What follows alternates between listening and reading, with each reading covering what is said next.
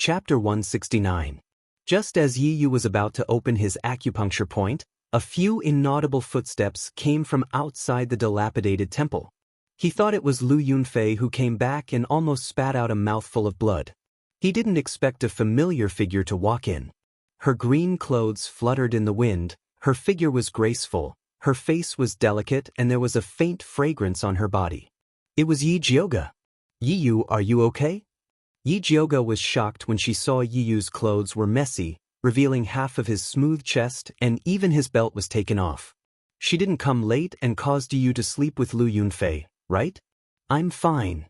Yi Yu's sorry state was seen by Yi Jioga, and he wanted to hide in a hole and never come out. Yi Jioga originally wanted to help Yi Yu open his acupuncture point. Seeing that he was not intimate, she was too embarrassed to make a move. She turned around and shouted, "Luotan, come in for a moment." Luo Tian quickly came in and saw Yi Yu's miserable appearance. He thought that Yi Yu had been done with by Lu Yunfei. He was very sympathetic and reached out to help him open his acupuncture point. Yi Yu regained his mobility and quickly tidied up his clothes. However, his injuries were a little heavy and his movements were a little slow. It was Luo Tian who helped him. "Trash!" A proud and disdainful voice came from the roof. "Little mute." Yi Yu looked up, and for a moment, he wasn't sure if it was him who was scolding him. "You have this young master's poisonous earth dragon goo and you can move stealthily, but you were still plotted against by that woman. You're really trash." Zhu Nichen continued to complain expressionlessly. Yi Yu didn't defend himself in the face of Zhu Nichen's scolding and said in shame, "I was careless. I didn't expect Lu Yunfei to have other helpers. Eat these pills first, then tell me what other helpers she has." Yi Jioga saw that Yi Yu's body was emitting a strong smell of aphrodisiac. She poured out 2 clear heart pills and 1 fire pill for Yi Yu. Yi Yu ate the pill and the dark fire on his body immediately retreated. Then, he told the story of how he was plotted against. After he discovered Lu Yunfei's whereabouts yesterday, he stealthily followed her and found out that Lu Yunfei had kidnapped a level 2 alchemist from the alchemy competition.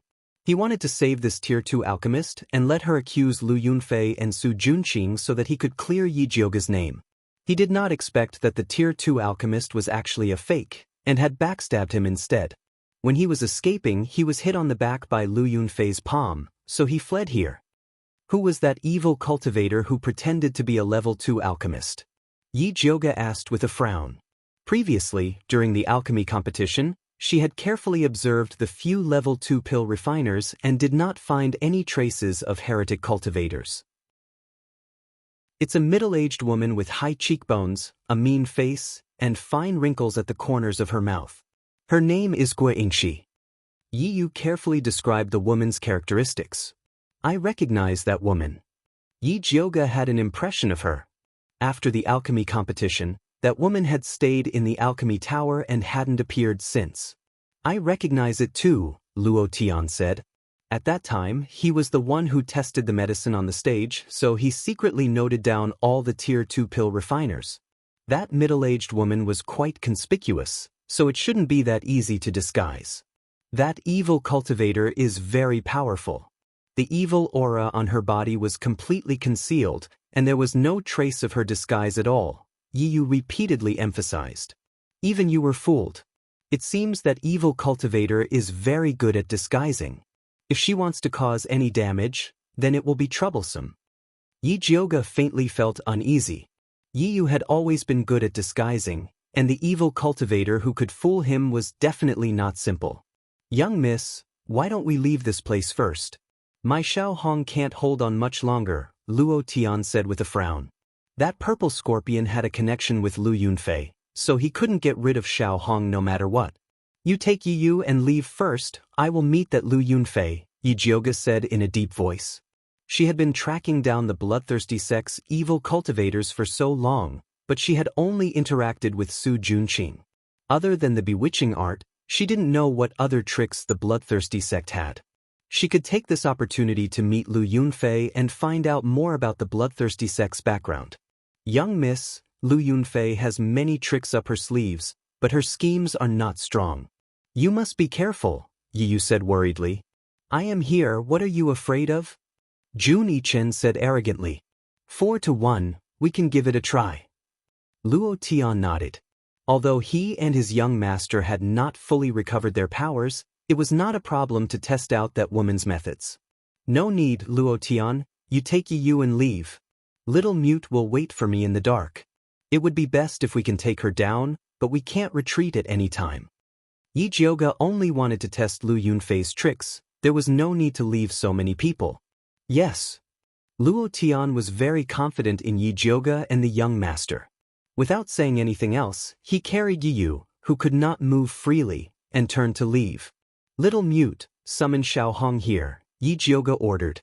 Jun Yichen's life gu could control all the gu raised by the blood cloak Miao people, and Luo Tian's Xiaohong was no exception. Jun Yichen's expression was solemn, his mouth did not move, but his body made a strange trembling sound. Not long after, Xiaohong flew in like lightning and landed in front of Jun Yichen. It looked very pathetic, the blood-red color of its body had faded a lot, and its spread wings could not stop trembling. That was a sign of overexertion. It was also dragging a palm-sized purple scorpion. Although it was frozen by the red liquid, it still looked like it was struggling to get out. Yi Jioge immediately recognized that this unlucky scorpion was the one that lured him to the chaotic world. When the unlucky scorpion saw Yi Jioge struggling even more, it seemed to know that it was going to be in big trouble. Give me that purple scorpion. Yi Jioge stretched out his hand towards Jun Yichen. A spirit beast pill. Jun Yichen raised his index finger and added expressionlessly, to reward Xiaohong. Cheapskate, take it? Yi Jioge was already speechless at Jun Yichen's action of wanting to take the prize from him. After Jun Yichen fed the spirit beast pill to Xiaohong, he took down the purple scorpion and threw it to Yi Jioge. After Yi Jioge wrapped the scorpion with his spiritual energy, he carefully examined it. This scorpion was palm-sized, its purple carapace looked like it was forged from metal, and it shone with a faint cold light. But the strangest thing was that there was a red eye on its stinger, which was faintly discernible under the sunlight. So it's a treasure-seeking scorpion. Yi Jioge had heard of this kind of strange beast. Not only was it very sensitive to treasures like Yin spirits, but after advancing, it could also eliminate demons and devour ghosts. It was a very angry demonic beast. No wonder Lu Yunfei would rather give up on Yi Yu and chase after him. Chapter 170. That evil cultivator has caught up. Jun Yichen said softly. Yi Jioge looked towards the entrance of the broken temple, only to see a light breeze blowing, the leaves falling silently, but a murderous aura assaulted his face. Stick to the plan.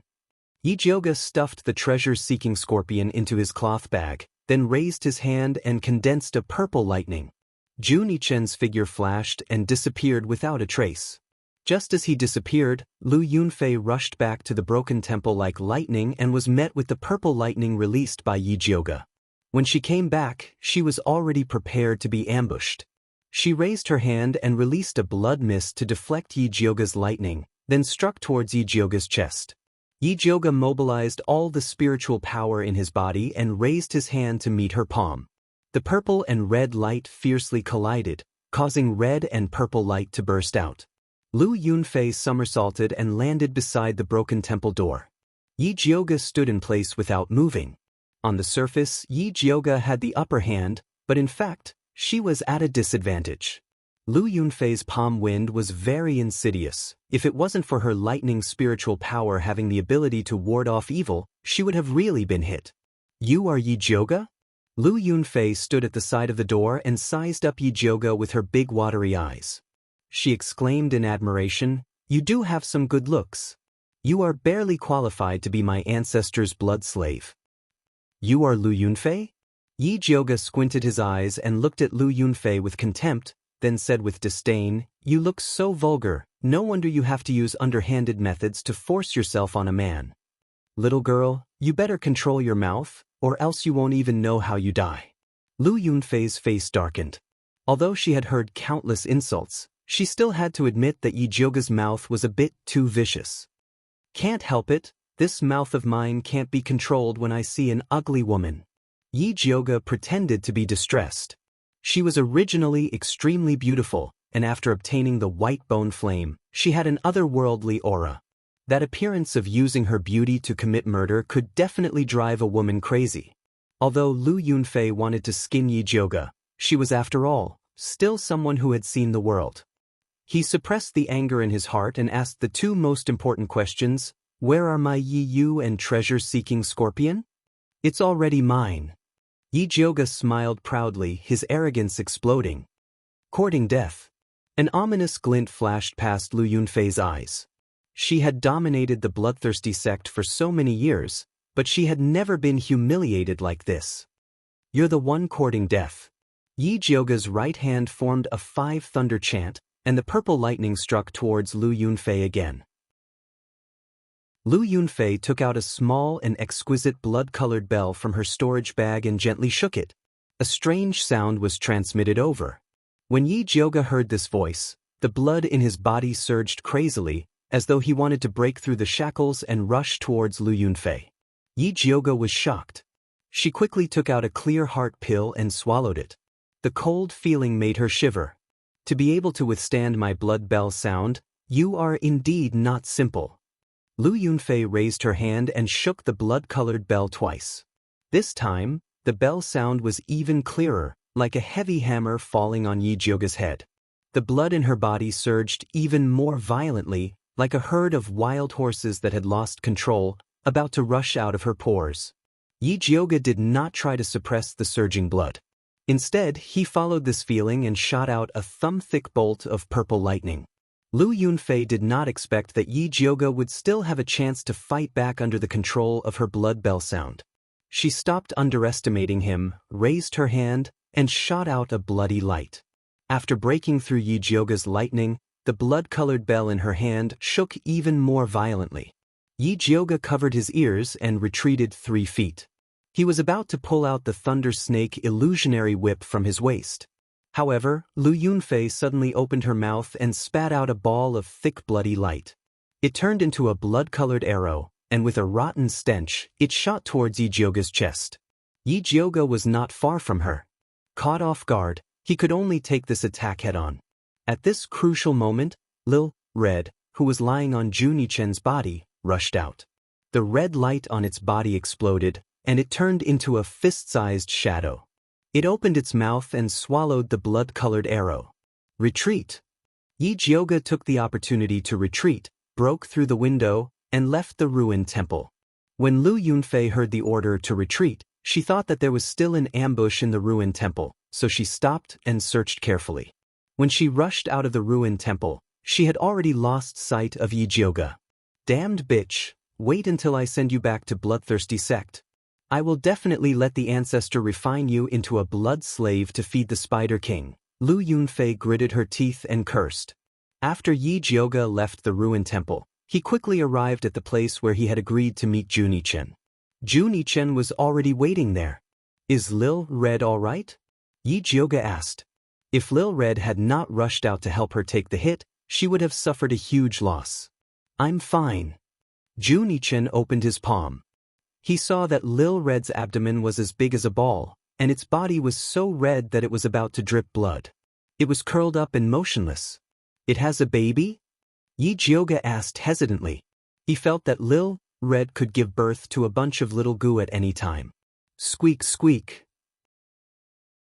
Lil Red roared angrily. Yi Jiuge inexplicably felt that she understood what Lil Red meant. She raised her head and asked Junichen, is it saying that I am male? I don't know, but it is indeed male. Junichen shook his head. He could only give orders to goo worms unilaterally, and could not understand what they were saying. Then why is its stomach so big? Yi Jiuge was slightly worried. Although Lil Red was only a goo worm, if it died to save her, she would also feel guilty. It must have eaten too much. The blood arrow that Lu Yunfei shot out just now was extremely poisonous. If you were hit by it, you would have turned into a puddle of blood on the spot. Junichen understood that arrow very well. Many of his clansmen had died under that move in the past. Squeak, squeak. Oh? Red cried out again. Although it looked like it was going to explode at any time, it was still in good spirits. Red saved you, Don't you have anything to say? Jun Yichen looked at Yi Jioga expressionlessly and asked for repayment with a serious face. There are only 2 left, take it. Yi Jioga sensibly took out the spirit beast pill. Although she had ways to neutralize the blood arrow even if Lil Red didn't come out, she couldn't let Lil Red down. Goo worms also had insect rights. Jun Yichen took the spirit beast pill and stuffed it into Lil Red's mouth. After Lil Red swallowed it, although its stomach seemed even bigger, it began to hum with a satisfied expression. Shut up, Jun Yichen reprimanded with a dark expression. He didn't want Yi Jioga to know that Lil Red swallowed the blood arrow not to save her, but because it was useful for Lil Red's evolution. After Lil Red finished absorbing the blood arrow and the spirit beast pill, it would be able to advance to the next level. Yi Jioga actually noticed a little, but Lil Red was her own worm. She was happy to see it evolve, so she didn't expose Jun Yichen's intentions.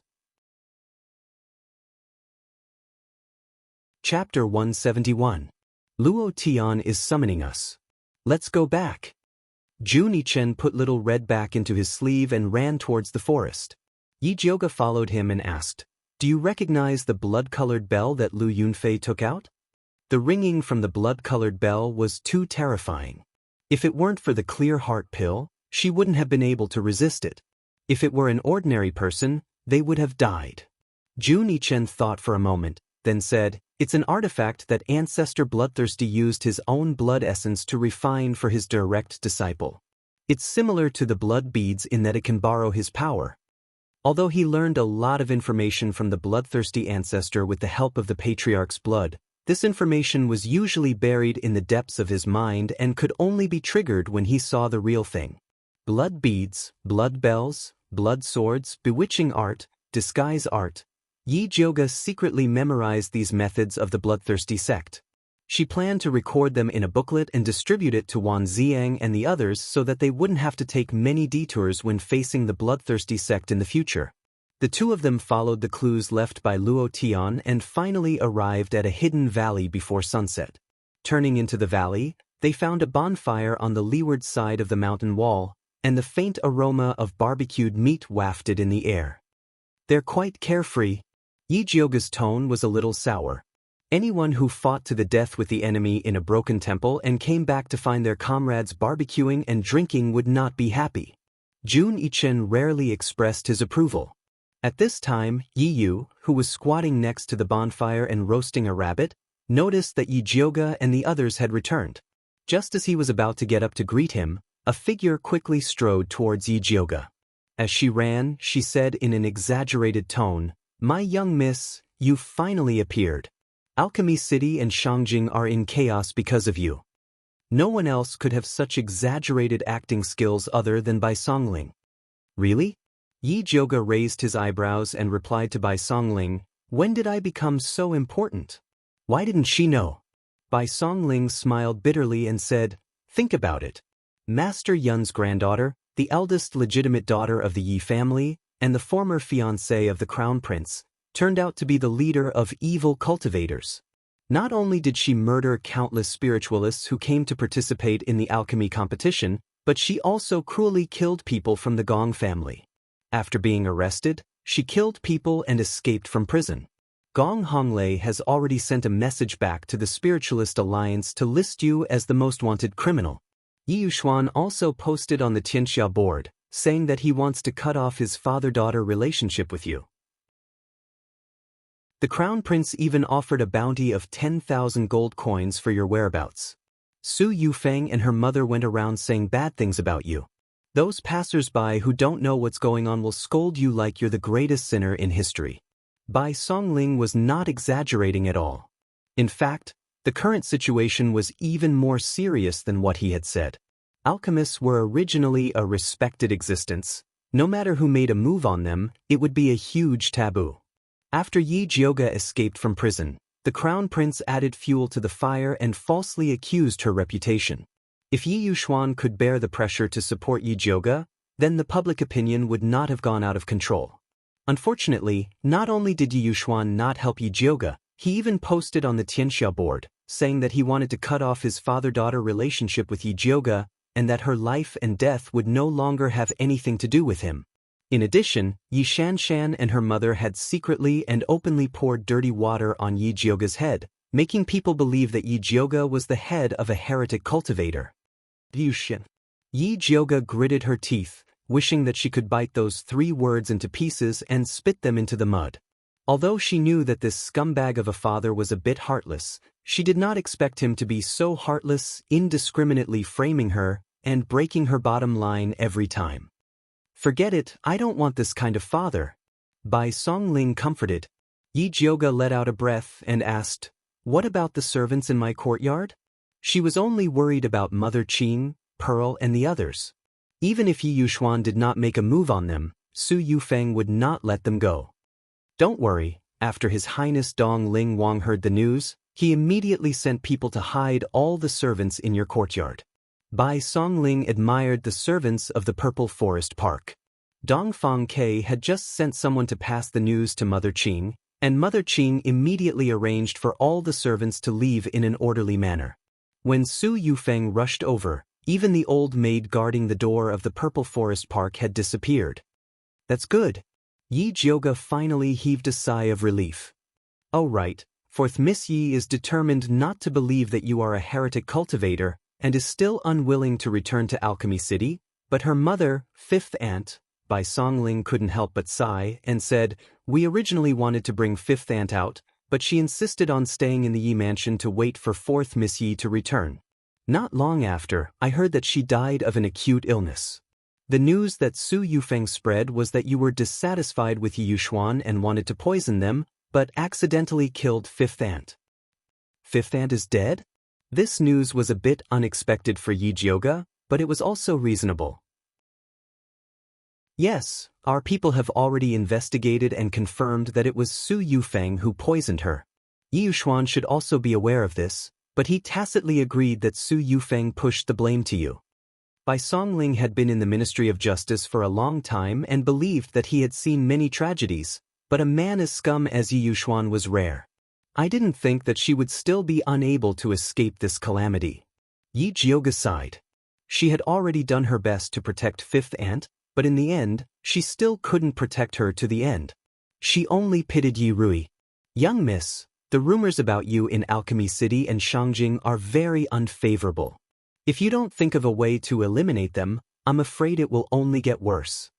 Although Bai Songling sympathized with Fifth Aunt for not being a good person, Yi Jioga was still more important to him. How could Yi Jioga not know the severity of the situation? However, this kind of public opinion couldn't be changed with just words. Just as Yi Jioga was frowning and thinking hard, Luo Tian came over and said gently, "Young miss, why don't we slowly talk by the fire? It's warm there. You've been tired all day, so you should be hungry." Yes, we roasted rabbit meat for you and cooked mushroom soup." Bai Songling said, "At such an unlucky time, you need to eat and drink to have the energy to continue the discussion." Yi Jioga didn't feel it before, but now that she mentioned it, she realized that she was really hungry. She came to the fire and found that Juni-chen was already squatting by the side, eating more than half of the rabbit. "Young miss, sit here." Yi Yu took a roasted golden rabbit from the fire rack and handed it to Yi Jioga. Yi Jioga took a bite.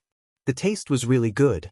It was crispy on the outside and tender on the inside, with crispy skin and crispy meat. In addition to the roasted meat, there was an iron bowl on top of the fire cooking soup. White mushrooms floated in the soup, and it smelled quite good. While Yi Jioga was eating, Bai Songling squatted beside her and continued the previous topic. "After you leave the prison, you're already the head of the evil cultivators. Lu Yunfei and Su Junqing will definitely take the opportunity to kill those spiritualists and push the blame on you." Chapter 172. Don't worry about those rumors. When the truth comes out, the situation will change. The most important thing now is to expose Lu Yunfei, Su Junqing, and the Crown Prince's true colors. "How is Brother Wan?" Yi Jioga asked. Now that she had been splashed with dirty water, Wan Xiang must not be any better. "The Crown Prince is holding on to your friendship with him and wants to throw him into prison as an accomplice.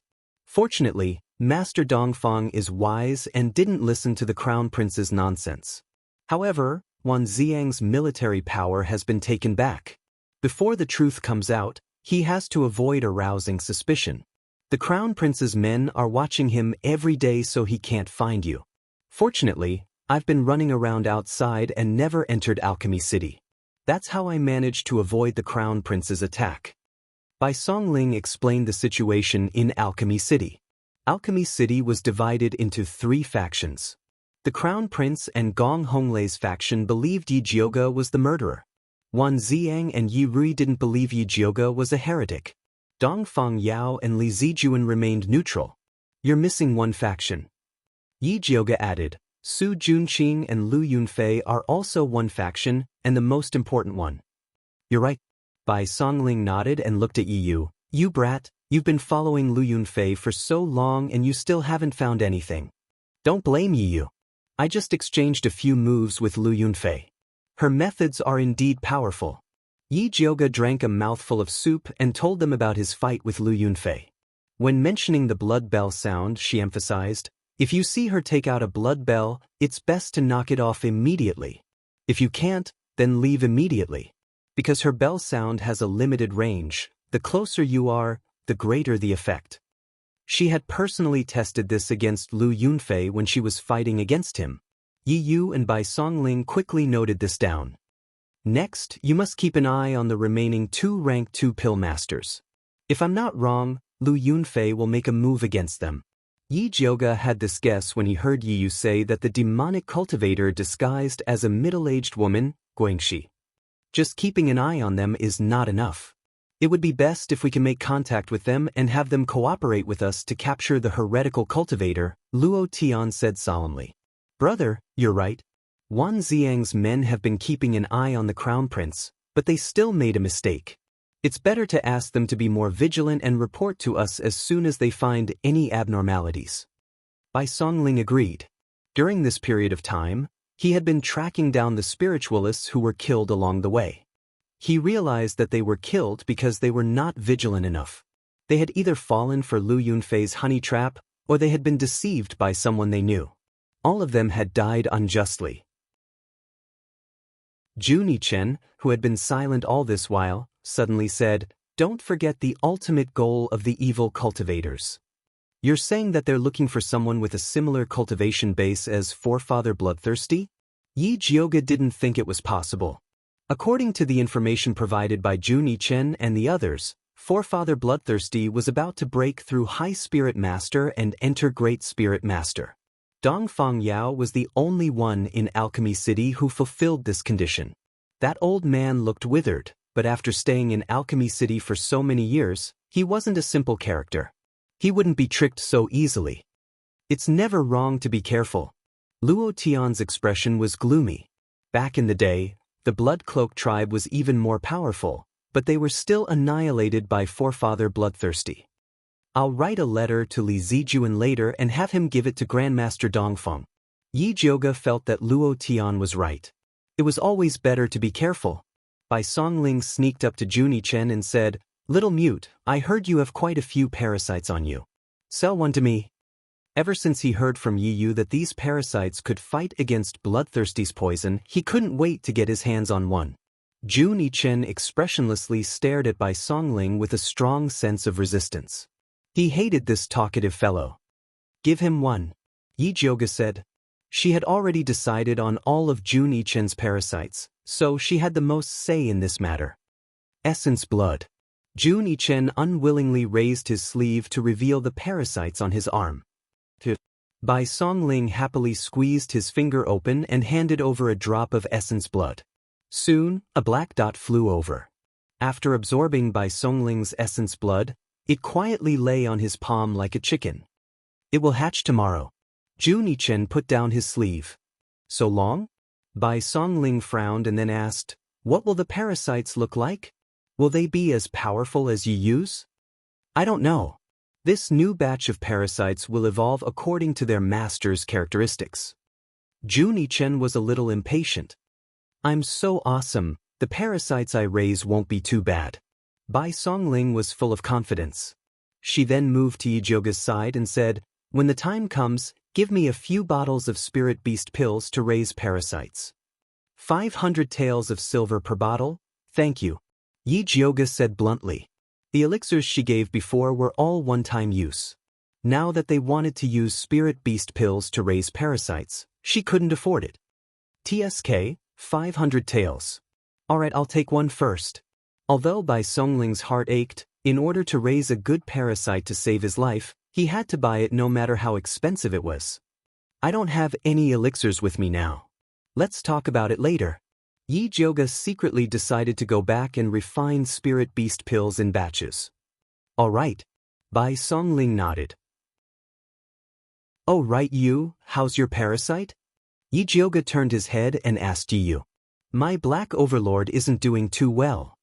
Yi carefully took out his parasite from his belt. The once majestic black bug now looked shriveled and shriveled. It curled up in Yi's palm, looking like it was half dead. It must have eaten the wrong poison. It will be fine after resting for a while. Junichen glanced at it and knew the problem. Although the poisonous earth dragon parasite could swallow a lot of poisons, some poisons were very harmful to it. For example, the aphrodisiac poison. After swallowing this poison, it would become excited. When it couldn't find a target to vent, it would become like this. After Yi heard this, he felt some heartache. He gently stroked the body of the Black Overlord. He was hit by Lu Yunfei's poisonous emotion palm. If not for the Black Overlord helping him to absorb more than half of the poison, even if he swallowed the clear heart pill, he would still turn into a beast of desire. Poor Overlord parasite. Yi Jioga deeply sympathized with it. Unfortunately, she didn't have any more spirit beast pills on hand. Otherwise, she would have given it a few to comfort it. Chapter 173. The night sky was tranquil with the stars hanging high in the sky. Bai Songling yawned and asked Yi Jioga, "It's getting late, should we camp here or go somewhere else?" These rough men could lie down for the night anywhere, but Yi Jioga was still his. He was afraid that she would feel wronged. Yi Jioga thought about it and said, "Let's go back to Alchemy City. Find a way to rent a place for me tomorrow morning. I want to refine some tranquil heart pills and a few bottles of spirit beast pills." These insects needed pills to heal, so it was better for her to refine some as a backup just in case. Sure, His Highness has a secret hideout in Alchemy City. I guarantee that the Crown Prince won't be able to find out. Bai Songling couldn't help but admire Dongfang K's foresight. Dongfang K had secretly set up several strongholds in Alchemy City before the competition. Now they finally came in handy. Then let's go. Yi Jioga stood up. Luo Tian extinguished the bonfire. Yi Yu dug a hole to bury the leftover rabbit skeleton. Bai Songling cleaned her precious iron bowl and put it away. There was still 2 hours until daybreak. Yi Jioga, Bai Songling, Luo Tian, and Yi Yu had to disguise themselves or else they would be captured. Disguising was also a necessary skill for Yi Yu. He painted his face yellow, and after a few fiddles, he turned into an ordinary young man. Dressed in coarse blue clothes, he looked like a servant from a rich family. Luo Tian, on the other hand, painted his face black and pretended to be a silent guard. Bai Songling put on a slanted eyebrow and a goatee. He wore a sapphire blue robe and instantly became a rich landlord. At first, Bai Songling suggested that Yi Jioga pretend to be a landlady and become his wife, but Yi Jioga refused. She had already made up her mind. She rubbed some medicinal powder on her face and turned into a middle-aged woman with high cheekbones, a mean expression, and fine wrinkles on the corners of her mouth. "You look like Guangxi." Yi Yu frowned. This face reminded him of a painful memory. "That's the effect I want." Yi Jioga did it on purpose. "That's too risky." Bai Songling also disagreed. They had to tuck their tails between their legs when they entered the city, but Yi Jioga pretended to be someone that the evil cultivator had once disguised as. Wouldn't that attract more attention? Nothing ventured, nothing gained. The best defense is offense. Yi Jioga naturally had her reasons for doing so. Now that the entire Thunder Country was against him under the influence of the Crown Prince, if she continued to hide like a turtle, she would only lose the initiative. She had to think of a way to take the initiative to attack. He might be able to catch a big fish by pretending to be Guangxi. Well, anyway, it can't be that bad. Bai Songling was also very optimistic. By the time they finished dressing up, the sky was already beginning to brighten.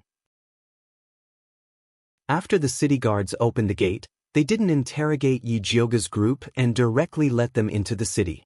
The stronghold that Bai Songling mentioned was at number 17 East Main Street, next to the herb shop. At this time, it was still early. There were few people on the street and only a few shops were open. The group entered the house without a hitch. It was a courtyard with 3 entrances. Although the layout was simple, it had everything that one needed. Bai Songling was about to arrange for them to rest when he suddenly thought of something and said, "My insect seems to be hatching." As he said that, he raised his arm and saw that the black dot on his hand had become much bigger. Then, it moved and finally stretched out, revealing its true face. However, everyone looked at it with a strange expression. Yi Yu's black overlord was ferocious and mighty, good at hiding and devouring. Luo Tian's little red was extremely fast and good at sneak attacks. Bai Songling's white insect didn't have eyes or wings. It only had an extremely big mouth and looked very ugly. Things are like people. Zhu Nichen nodded and said, "You talk too much, that's why you raised such a big mouth insect." Impossible. Bai Songling couldn't believe that such a handsome young talent like him would raise such an ugly insect. He couldn't accept it. Face the reality. Yi Jioga also laughed mercilessly at the side. Bai Songling stared at the big-mouth insect and felt an indescribable suffocation in his heart. He could only comfort himself, forget it, forget it. The bigger the mouth, the more it eats. In the future, it will definitely be more powerful than you guys. And I really appreciate your attitude of deceiving yourself. Yi Yu said very seriously. Get lost. Bai Songling glared at Yi Yu, then licked his big face and went to Yi Jioga's side and said, "Later, help me refine a few bottles of spirit beast pills. I don't believe that my big mouth will always be so ugly." He had already made up his mind to cultivate his big mouth into the world's #1 insect. As long as you can afford it, you can have as much as you want. Yi Jioga said very generously. Me too. Zhu Nichen's small face was stiff, as if saying, "Don't forget me." Do you have money? Yi Jioga mercilessly attacked him. Zhu Nichen stared at him and said, "I'm doing things for you. Let's talk about it after it's done." Yi Jioga waved his hand and said to Luo Tian and Bai Songling, "I'll go out to buy some herbs, and then go into closed-door cultivation to refine pills.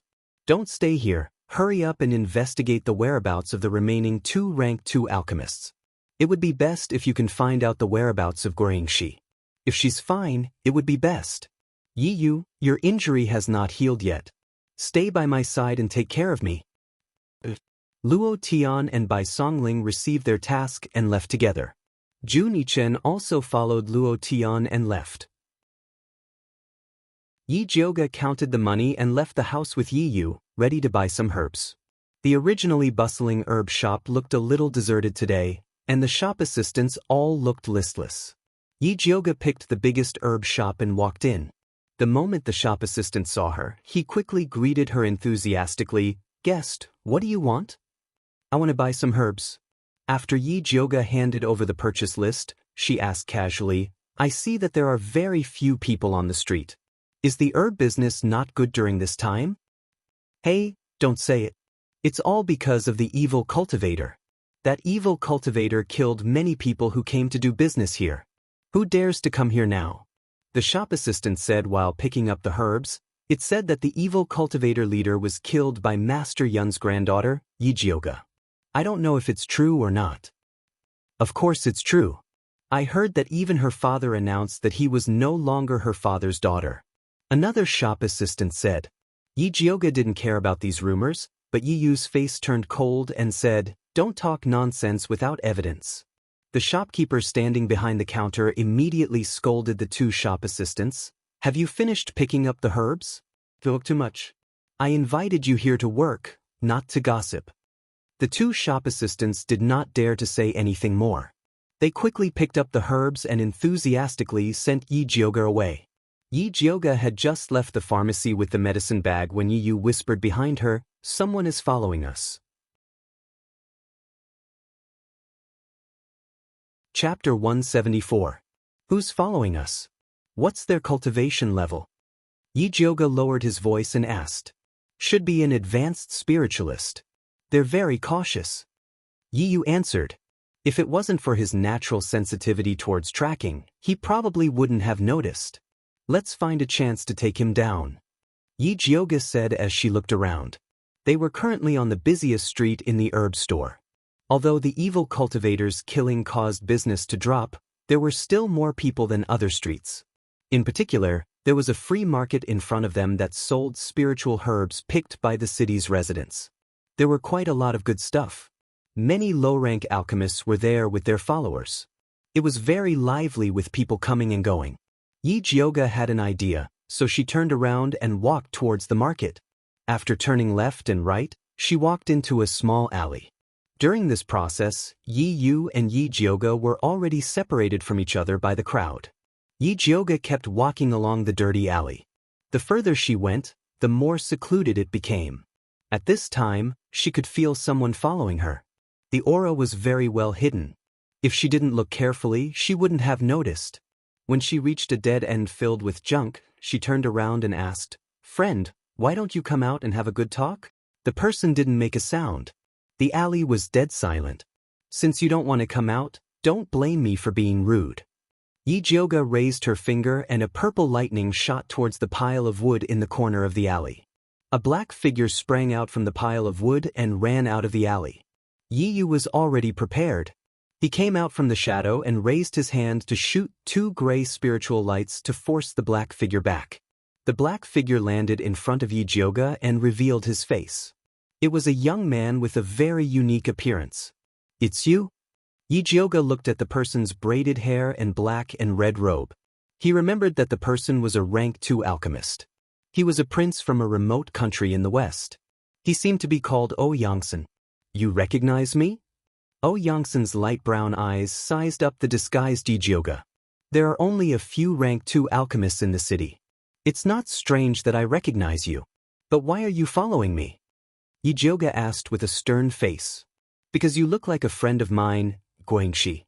Do you recognize her?" Yangsen's attitude was calm but his tone was full of probing. "I don't. Does she look like me? If there's a chance, we can get to know each other." Yi Jioga was expressionless. "There's no chance."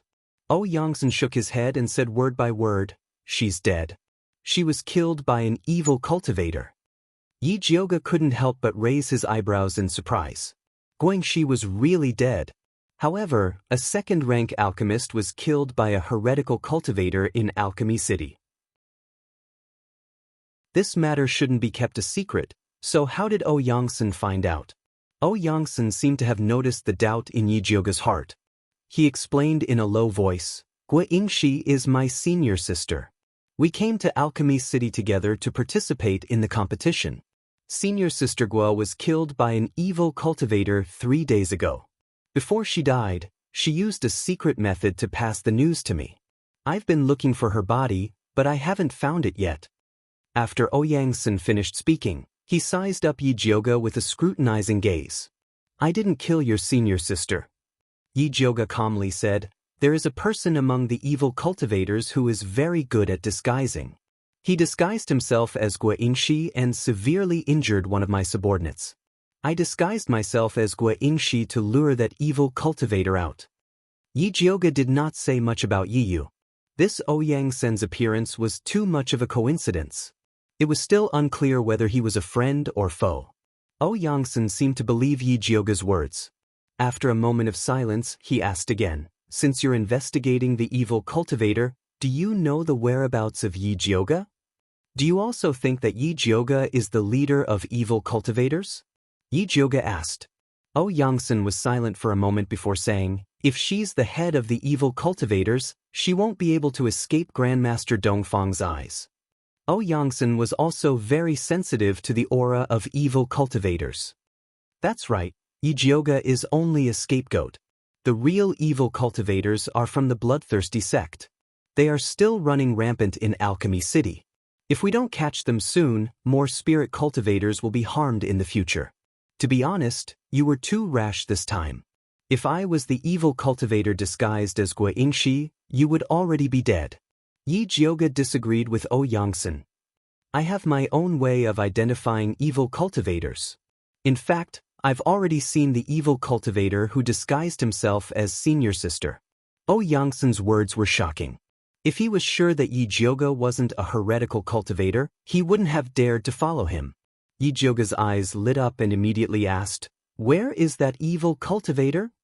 "In a tavern on the Western Street. I often went there to drink during that period of time. He must have purposely waited there for me to take the bait." Yangsen recalled the situation at the time. The evil cultivator's disguise was too perfect. If he didn't already know that senior sister was dead, perhaps he really would have fallen for it. Since he hasn't succeeded yet, he probably won't give up on you. You're in danger right now. Do you want to cooperate with us? Yi Jiuge acted like he was trying to kidnap Little Red Riding Hood. Are you sure you can deal with those evil cultivators? Yangsen didn't believe him. Although he really wanted to avenge his senior sister, he didn't want to throw his life away. Yi Jiuge calmly said, "You have no other choice." Of course, she was confident in dealing with heretical cultivators. However, she and Yangsen were still testing each other, so there was no need to tell him her trump card. Yangsen's expression constantly changed. It was clear that he was struggling inside. He knew very well that he was being targeted by heretical cultivators. He would have to face them sooner or later. Senior sister Gua's cultivation was higher than his, but she still died in the hands of a heretical cultivator. Needless to say, he would die. Even so, he could not afford to easily believe that the two spiritualists in front of him were obviously in disguise. You don't have to make a decision in a hurry. This communication talisman is for you. If you need anything, let us know immediately. We'll rush over to save you. However, heretical cultivators have always been strange. It's better to take the initiative than to be attacked. Think about it carefully. Yi Jiuge took out a communication talisman. This thing was expensive. She only got 3 of them. Even Yi Yu and Wan Xiang couldn't bear to give them to Yangsen. Thank you. Yangsen took the communication talisman. Needless to say, Yi Jiuge's actions made him feel more at ease. He started to seriously consider the possibility of cooperation. I still have something to do. Excuse me. Yi Jiuge said goodbye and left with Yi Yu. Chapter 175. Eldest Miss, that guy is still watching us from behind. Yi Yu whispered. There's no rush. He's definitely more anxious than us. Yi Jiuge said indifferently. If she acted like she wanted Yangsen no matter what, she was afraid that he would still act arrogant. She had to act like she didn't care about anything. Only then would he seriously consider the cooperation. How about I go watch him? Yi was a little worried. There were only 2 second-rank alchemists left in the city. If Yangsen was also killed, it would be even more difficult for them in the future. That's fine, but you have to be careful. If you meet Lu Yunfei again, take more pills. Big Sis doesn't have anything, but I have a lot of pills. Yi Jiuge stuffed a few bottles of clear heart pills and passion fire pills into Yi Yu's hands. In fact, Yi Yu's stealth was very good. It was just that Lu Yunfei's charm technique was too strong. A hot-blooded young man like him was easily affected by her. Yi Yu awkwardly took the pills. Previously, he was a little distressed about the pills. He wouldn't use them unless it was absolutely necessary. If he could take a few in advance, he wouldn't be so easily bewitched by Lu Yunfei's charm technique. After Yi Jiuge and Yi Yu separated, they took a few more turns and changed their clothes again before returning to the stronghold. They found that Luo Tian and Juni Chen were already back. Eldest Miss, were you being followed? Luo Tian saw Yi Jiuge change into a yellow dress and dressed like a naive young girl. He guessed that something must have happened. Yes, I was followed on the way. How about you guys? How's the mission? Yi Jiuge asked. We went to the alchemy tower and only saw that martial artist, Xiong Yunhu. We didn't see that Yangsen. I heard that he went out for a drink. We also found news about Guangxi. I heard that after the competition, She left the alchemy tower to pick herbs in the mountains. She came back a while ago and went out again. Based on the time she came back, it should be to set up a trap for Yiyu. Luo Tian explained his investigation in detail. That Xiong who looks like a bear, but he's very afraid of death. He cried and screamed for the people of Alchemy City to protect him. He even insisted on staying in Dongfang Yao's private residence. If they didn't let him, he would roll around shamelessly, sneered Junichen. There's such a thing? Yi Jioga's impression of Xiong Yunhu was that he looked mighty and extraordinary. He didn't look like a coward. That's true. He even wanted to cause trouble with Yangsen, but Yangsen ignored him. Luo Tian nodded and said, I heard that Yangsen has been very depressed recently and often goes to the tavern to drink. Although evil cultivators were rampant in Alchemy City and the situation was tense, most of the spiritualists who were killed outside the city, so no one dared to leave the city. I see. By the way, where is Bai Songling? Isn't she with you? Yi Jioga asked again. She planned to tell Bai Songling about Yangsen after she returned, lest she had to repeat it twice. He followed us to the medicine refinement tower for a spin, then said that he was going to look for Wan Ziang. Although Luo Tian hadn't seen Wan Ziang before, he had heard of him from his young mistress. It was said that Wan Ziang was more reliable than the blabbermouth Bai Songling. His cultivation was profound, and he was a strict person. Just as Luo Tian finished speaking, Bai Songling pushed open the door and walked in. Behind him was a dignified old man with white hair on his temples. Luo Tian and Junichen looked at the unfamiliar old man with vigilance. Yi Jioga also looked at the old man in confusion and asked, Big brother Bai, who is this uncle? She had seen all of Bai Songling's people in Alchemy City, but this imposing old man wasn't among them. Ha, even the eldest miss didn't recognize you.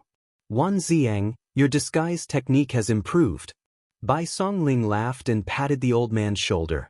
The old man wiped his face with his hand, revealing a handsome face that seemed to have been carved by a knife. It was Wan Ziang. Big brother Wan, why are you here? Yi Jioga was pleasantly surprised. She thought that Wan Ziang was being watched too closely by the crown prince and couldn't come out. I found a body double. Wan Ziang gave a simple explanation. He had been in the justice ministry for so long and learned many tricks from all walks of life. He didn't bother using them in the past, but he couldn't care less at this critical moment. Yi Jioga asked, How is my little sister? Does she know about fifth concubine's death? Yi Rui was now imprisoned in Alchemy City because of her. She didn't even get to see fifth concubine one last time, so she felt a bit guilty. Fourth Miss Yi and your maids are under Li Zijuan's protection. They are currently safe, but I was afraid that she would be too excited to hear about her mother's death, so I hid it from her. On the other hand, your maid, Hua Dai, went missing some time ago.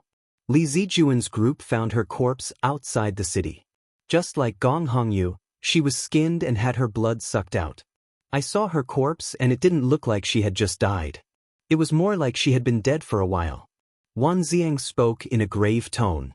Although his military power was taken away, Grandmaster Dongfang and Li Zijuan didn't restrict his movements and would notify him if anything happened. Yi Jioga asked, When did Hua Dai go missing? In fact, she had already guessed that Hua Dai was already dead. The Hua Dai who accused her that day was most likely the evil cultivator who was good at disguising himself. She had to admit that the evil cultivator was really powerful. Although she had some suspicions at that time, she still couldn't see any clues. The day Yi Yu was injured by Lu Yunfei. Wan Ziang's words confirmed Yi Jioga's speculation.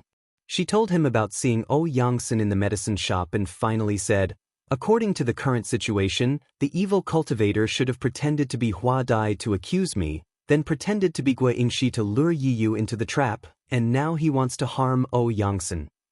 That Yangsen really doesn't know what's good for him. He's still dawdling even when he's about to die. If it was me, I would have directly tied him up and brought him back. Bai Songling said while rubbing her hands. Our identities are shameful. If you tie him up and he runs away in anger, wouldn't we lose everything? If she could tie him up, Yi Jioga would have kept Yangsen alive for the new year. Eldest Miss is right.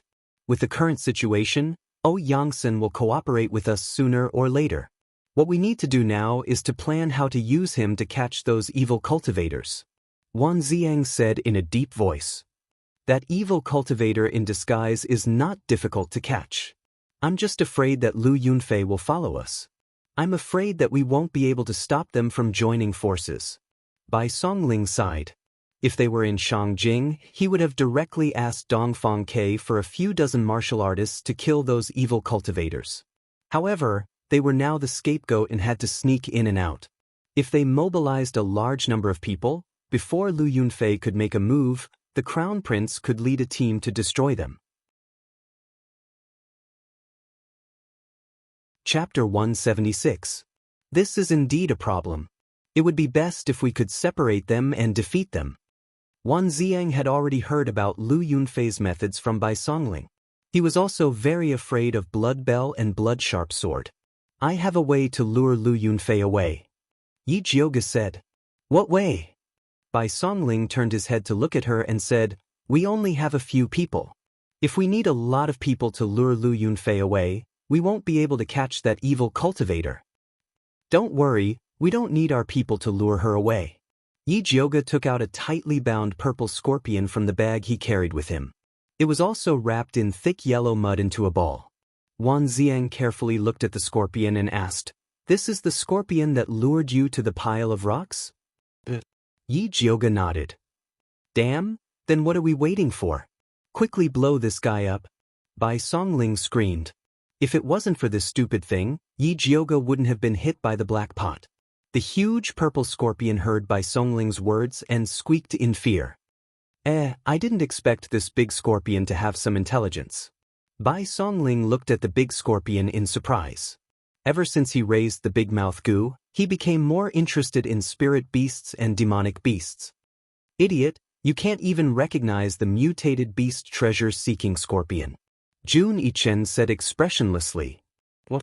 Bai Songling couldn't care less about quarreling with Jun Yichen. He stared at Yi Jioga and asked, This is a mutated beast? Treasure-seeking scorpion, it sounded very awesome. That's right, this is Lu Yunfei's treasure. As long as we use this thing as bait, Lu Yunfei will definitely fall for it. Yi Jioga shook the treasure-seeking scorpion in his hand. She already had the fat black mouse, so she didn't care about this treasure-seeking scorpion. Such a good treasure, it's better to keep it for myself. Bai Songling coveted it. Wan Ziang glared at him and asked Yi Jioga, What do you plan to do? I believe that Li Zijuan will be very interested in this treasure-seeking scorpion. Yi Jioga handed the treasure-seeking scorpion to Wan Ziang and said, As for how to do it, Big Brother one should know better than me. The yellow mud on the scorpion's body is mixed with an aura-concealing medicinal liquid. If you want to lure Lu Yunfei over, you just have to break the mud. I understand. Wan Ziang took the treasure-seeking scorpion. Although Dongfang Yao was the most powerful person in the city, the second most powerful person wasn't Dongfang Jianming. It was Dongfang Yao's prime disciple, Li Zijuan. Li Zijuan was a very cautious person. With Alchemy City in such a chaotic state and Dongfang Yao standing aside, he didn't dare to act recklessly. Everything he did was for the sake of safety, so he focused all of his efforts on stabilizing the city. Although they wouldn't make any mistakes this way, it wouldn't be of much use in capturing evil cultivators. However, Li Zijuan hated heretic cultivators very much. If he knew that this treasure-seeking scorpion belonged to a heretic cultivator, he would definitely be willing to help Lu Yunfei. After all, a mutated beast like the treasure-seeking scorpion was also a treasure to a spirit alchemist. Whether it was used to find special spirit herbs or to kill it for alchemy, it would be great. Yi Jioga stood up and said, All right, I'll leave the matter of capturing the disguised heretic cultivator to you guys. I'll go and refine some pills. Wan Ziang, Bai Songling, Luo Tian, and Jun Yichen weren't mediocre people. With Yangsen's trap and the treasure that lured Lu Yunfei away, it was more than enough to plan an encirclement. There was no need for her to participate. It was more practical for her to refine more tranquil heart pills and spirit beast pills. Go! Bai Songling and Jun Yichen spoke in unison. They glanced at each other and snorted at the same time before looking away. They both wanted to use spirit beast pills to raise Gu, but Yi Jioga couldn't refine a lot this time. If they wanted to get more spirit beast pills from Yi Jioga, they had to perform well. The two immediately ignited their battle spirits and swore to take down the disguised heretic cultivator. Yi Jioga went into seclusion for 2 days and 2 nights and refined a total of 38 bottles of Tranquil Heart pills and 16 bottles of Tranquil Heart pills. As for the emotionless fire pill, spirit recovery pill, and chi replenishing pill, she also refined some of them. When she opened the door and walked out, her legs were soft and her body looked like it had been hollowed out. "Eldest miss, are you all right?" Luo Tian looked at the bruises under Yi Jioga's eyes. It was as if she had been punched twice. Even her snow-white skin couldn't hide her exhaustion. He sighed in his heart. He didn't expect that Yi Jioga, who looked so fairy-like and delicate, would be quite terrifying when she fought with all her might. If he followed such a talented and hard-working person, he wouldn't be any worse off in the future. "I'm fine. How's Ouyangsan?" Yi Jioga felt that 2 days was enough for Ouyangsan to think. If he still didn't agree, then he shouldn't blame her for using violence. Ouyangsan already sent a message yesterday. He agreed to cooperate with us to lure the heretic cultivator. Luo Tian said. "Then what do you plan to do? Is the plan ready?" Yi Jioga had been busy refining pills for the past few days and didn't have time to participate in their discussion. "It's all ready. We plan to let Ouyangsan leave the city and pretend to escape. Then, we'll set up an ambush outside the city. Wan Ziang has also prepared everything. We're just waiting for you," Luo Tian said. Although Yi Jioga wasn't present when the plan was made, she was the most important spiritual leader of this small group. Without her, Bai Songling and Jun Yichen would be able to turn the sky upside down. "What about Yi Yu? He's with Ouyangsan. Did he meet Lu Yunfei?" Yi Jioga asked again. "No. Recently, the city has been very strict. All the patrolling spiritualists are equipped with evil energy testing tools. She doesn't dare to act rashly." Luo Tian shook his head. "Give this bottle of pills to Ouyangsan. We'll move tomorrow." Yi Jioga took out a bottle of clear heart pills. Although Ouyangsan didn't lack pills as a spirit alchemist, they wouldn't be as powerful as the ones she refined. "Eldest miss, how many bottles of spirit beast pills have you refined?" Luo Tian embarrassedly asked. "Not many." Yi Jioga didn't want Jun Yichen and Bai Songling to know about her stock. She didn't want them to chase after her like a debt collector. "Oh." Luo Tian couldn't hide the disappointment on her face. His little red was about to advance. If it could eat some spirit beast pills, it would be less painful. "I'll give 1 bottle to each of you." Yi Jioga took out 4 bottles and gave them to Luo Tian. "Help me distribute them to them.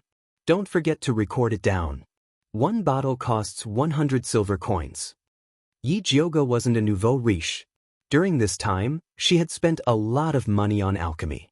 She couldn't act like she used to. 100 silver coins per bottle was already the cost price. After all, she used the best ingredients. If she sold them to others, she would definitely double the price.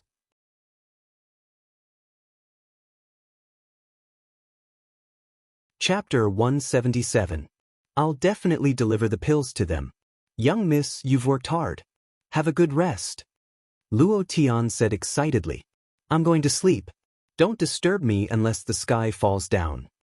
Yi Jioga's legs were weak and her body was weak. She floated back to her room and fell asleep as soon as her head touched the bed. It was already noon the next day when she woke up. She was so hungry that she had to get up to look for food. Fortunately, Luo Tian was a careful person. He had been cooking congee in the kitchen and immediately brought it up when she woke up. He didn't forget to add 2 spicy and sour side dishes. Yi Jioga didn't care about being reserved and gulped down 2 bowls of congee. Only then did she have the strength to speak. "Where are the others?" Bai Songling and the young master have left the city to make arrangements. Yi Yu is still with Ouyangsan. They'll leave the city tonight when the gates are about to close. Luo Tian put away the bowls and chopsticks. Bai Songling originally wanted to stay with Yi Jioga, but after Jun Yichen's provocation, she left with him. The two had already agreed to compete to see who would fall into the trap first. "Then let's go now." Yi Jioga stood up. Setting up a trap was an important task. She couldn't leave it to Jun Yichen and Bai Songling, these two unreliable enemies. After Yi Jioga and Luo Tian left the city, Luo Tian released Lil Red. The once big-bellied Lil Red had changed into a new appearance. His two small eyes were full of vigor. They were no longer long, but round and fat. He looked very rich, like a chafer. The two cicada wings on its back had become very strong. Dragging two more scorpions wouldn't be a problem anymore. Go find the young master. Luo Tian ordered Lil Red. It immediately flapped its wings and flew forward. Yi Jioga and Luo Tian quickly followed behind Little Red. The two ran for almost 4 hours before arriving in front of a hidden cave. The cave was overgrown with weeds and a short crooked tree. It was hard to notice if one didn't look carefully. Yi Jioga and Luo Tian didn't go in immediately. Instead, they let Lil Red check the situation so that it wouldn't ruin Bai Songling and Jun Yichen's arrangements. Not long after Lil Red flew in, the big mouth flew out together with it. After eating the bottle of spirit beast pills given by Bai Songling, the parasite insect, which originally only had a big mouth, also underwent some changes. The most obvious change was that its mouth had become smaller. It had a delicate head, a pure white body, and a pair of faintly glowing wings. It looked quite elegant, but no one knew what special use it would have. The two goo worms circled around in front of Luo Tian and landed on his shoulders. "Eldest miss, you can go in now," Luo Tian said to Yi Jioga. Yi Jioga followed Luo Tian into the cave. The entrance was a long and narrow path. After turning a corner, it was a completely different world. The cavern was very spacious, and there were a few openings on the walls. He had no idea where they led to. After Big Mouth flew to one of the caves, Bai Songling popped her head out and greeted Yi Jioga. "Miss, you're here." Jun Yichen also emerged from another hole and looked at Yi Jioga with a reserved expression. "How's your setup?" Yi Jioga looked left and right but didn't see any clues. "Almost done. I guarantee that the bloodthirsty sex evil cultivators won't be able to return," Bai Songling said proudly. "With me around, I guarantee that the bloodthirsty sex evil cultivators won't be able to survive," Jun Yichen rushed to say. "So confident?" Yi Jioga opened his spiritual eye and searched around carefully. He immediately felt a little numb. He saw that the bottom of the ordinary gray wall was actually filled with black dots. Needless to say, it must be Jun Yichen's masterpiece. After this guy recovered his strength, not only could he control goo, he could also summon poisonous insects and snakes. Other than these densely packed poisonous insects and snakes, Bai Songling also set up many traps. If the evil cultivators really chased them here, they would definitely see ghosts immediately. "Eldest miss, it's clean here. Come up and guard with me." Bai Songling waved to Yi Jioga. "No need, I'll wait outside to ambush." As a reserved lady, Yi Jioga really didn't want these long creatures to stay in the same space. "All right then." Bai Songling was a little disappointed that no one appreciated her magnificent feat. Jun Yichen didn't have any objections. After all, with Luo Tian accompanying her outside, it was no different from him accompanying her alone. Yi Jioga and Luo Tian left the cave. After restoring the weeds and trees in front of them, they each found a place to squat down. Night fell quickly. The gloomy night sky and the mountain wind whistled, bringing with it a damp and cold atmosphere. Yi Jioga squatted down on a big banyan tree branch and looked into the distance. Yi Yu followed Bai Songling to scout this cave, so there shouldn't be any mistakes. However, as long as they didn't come, her heart couldn't be at ease. Not long after, a group of figures appeared at the pitch-black foot of the mountain. They were running up the mountain quickly. Yi Jioga immediately became alert. She knew that the show was coming. This time, Ouyangsen had made a detailed plan to sneak away. He secretly used his refined high-grade pills and a large sum of money to hire 4 intermediate spiritualists to escort him away. These spiritualists were outsiders and had stayed in Alchemy City for a long time. Under the temptation of Ouyangsen's money, they agreed without hesitation. Yi Yu changed his appearance and disguised himself as a wind spiritualist called Feng Qingyang. He was also among the group that escorted Ouyangsen. Seeing that they were not far from the cave, he pretended to be tired and asked, "Alchemist Xianxia, it's getting late. Why don't we find a place to rest?" A spiritualist called Xia Chenfeng said in a deep voice, "We're still very close to Alchemy City. Maybe we're still in the hunting range of evil cultivators. For safety's sake, let's hurry for a while." The other two spiritualists agreed with Xia Chenfeng's opinion. Although they were very tired, they didn't dare to rest when they thought about evil cultivators. Evil cultivators are scary, but the forest at night is also very dangerous. We've been running for a few hours and are very tired. If we encounter a powerful beast, I'm afraid we won't be able to handle it," Yu said reasonably.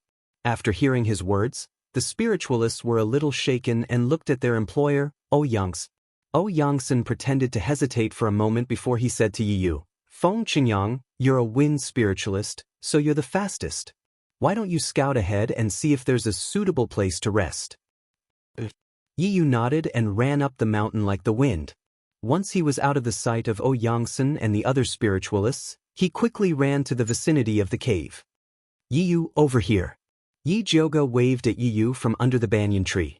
Yu took a few steps and arrived next to Yi Jioga. "Are Bai Songling and the others ready? I'll bring Ouyangsen over in a moment." "Are they ready? Did the disguised evil cultivator follow us?" Yi Jioga asked. "I'm not sure, but Ouyangsen hired 3 spiritualists to escort him.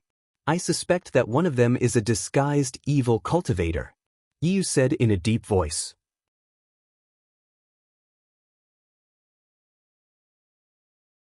Chapter 178.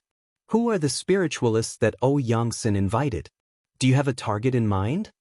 Yi Jioga asked. If they could confirm the identity of the disguised evil cultivator, they would have more confidence in taking action. Ouyangsen invited 3 spiritualists. One is called Hu Lin, an intermediate water spiritualist. He talks a lot and is a fence-sitter. One is called Jiang Xingjie, an intermediate wood spiritualist. He looks simple and honest and doesn't talk much. The last one is called Xia Chenfeng, an advanced earth spiritualist. He always wanted to change routes. I think he sensed something. I suspect that Xia Chenfeng is the culprit, but I don't have any solid evidence yet. Yu had been following Ouyangsen for a while and had investigated these spiritualists. Although there was no problem with the identity of these spiritualists, his intuition told him that the disguised evil cultivator was among them.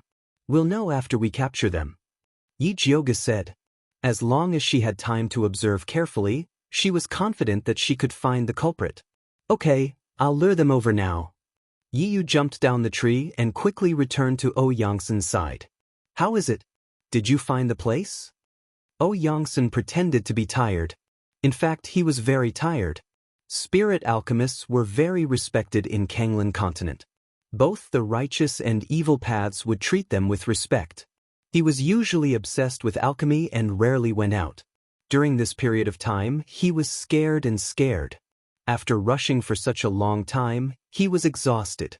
"I found a hidden cave ahead. It's very suitable for lodging," Yu said calmly.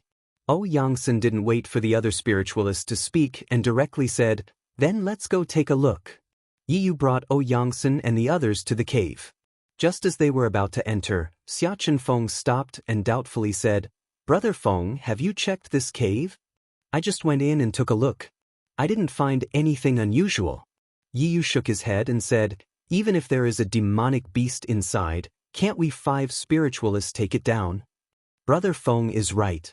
If we can't even take down a demonic beast, we can forget about passing through the forest. Ouyangsen showed a very dissatisfied look. He had spent so much money to hire someone to escort him, but in the end, the guard was afraid of death and was overcautious. No matter which employer it was, they would not be satisfied. "I just think it's better to be careful. Since Brother Feng is so sure, then just pretend I didn't say anything," Xia Chenfeng said with a straight face. "Let's go in." Yu lit a torch and walked into the cave first. Ouyangsen and the others also walked in. Xia Chenfeng carefully searched the cave once. Seeing that the inside was empty, but there were many holes above, he immediately said with some dissatisfaction, "Brother Feng, do you know where these holes lead to?" It's just a few empty holes.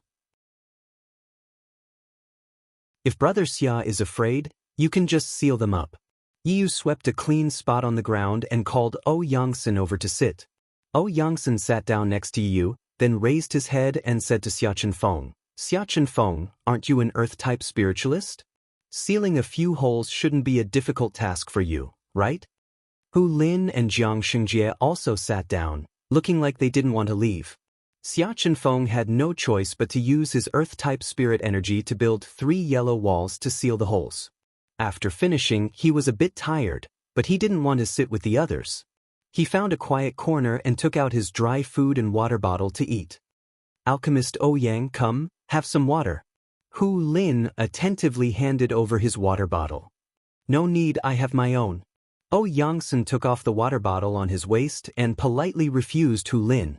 Before he came here, Yu had already warned him that there might be a disguised evil cultivator among the 3 guards, so he must not get too close to them, let alone eat anything they gave him. Lin didn't feel embarrassed after being refused and continued to smile. He continued to talk to Yangsen. Alchemist Yang, have you thought about where to go after leaving Alchemy City? I've been out for so long, I really want to go home. Yangsen said with a normal expression. He only asked Lin and the others to escort him to the capital, and he would walk the rest of the way. Sigh, Alchemist Yang is quite unlucky. You traveled thousands of miles to participate in the competition, only to encounter something like this. If it weren't for the evil cultivators, it wouldn't have been difficult for you to win the competition. Lin flattered. Sigh, it's good enough that I'm still alive. I don't dare to think about the competition. Yangsen bitterly smiled. Lin patted his thin chest and said, Alchemist Yang, don't be afraid. With us here, we will definitely protect you. Lin was small and didn't have much offensive power, so he had always been doing poorly. It was rare for him to have a second-rank alchemist by his side. He really wanted to hug Yangsen's thigh and call him father. Xiaqin Feng held the water bottle and sneered. He didn't hide his disdain for Lin at all. The one with the surname Xia, I've tolerated you for a long time. Alchemist Yang invited you here to be his bodyguard, not to be his boss. Are you acting weird all day? Brother Feng found such a good place, yet you're still so picky. What's the meaning of this? Lin shouted at Xiaqin Feng in dissatisfaction. Surnamed Feng doesn't even say anything. What are you pretending to be? Xiaqin Feng put down the water bottle and sneered. Lin was so angry that he was trembling. However, Xiaqin Feng was a small realm higher than him, so he was no match for him. Lin looked at Yu, wanting to find help. However, he saw that Yu was resting with his eyes closed, as if he didn't want to cause trouble. Coward! Lin scolded in his heart and went to win over Xianxia. Brother Jiang, don't always look like a taciturn gourd. Otherwise, you won't even know when people come knocking. Hearing this, Xianxia just laughed and continued to collect firewood. Soon he set up a bonfire rack. It was humid deep in the mountains at night, and it got colder as the night went on. Not only could a bonfire drive away the cold, it could also drive away wild beasts. Therefore, the others were happy to see him start a fire. Seeing that 1 or 2 people ignored him, Lin felt that there was no point in it, so he obediently shut up. Although Yu was resting with his eyes closed, his ears were eavesdropping on the movements around him. Originally, he had some doubts about Xiaqin Feng. However, with Lin trying to sow discord, he couldn't make up his mind. At this time, Xianxia's bonfire was already built. He took out a flint from his bag and knocked out a string of sparks, successfully igniting the bonfire. The moment the warm bonfire was lit, a strange pungent smell and smoke filled the air. Yu suddenly opened his eyes, but found that his body was weak and he couldn't move.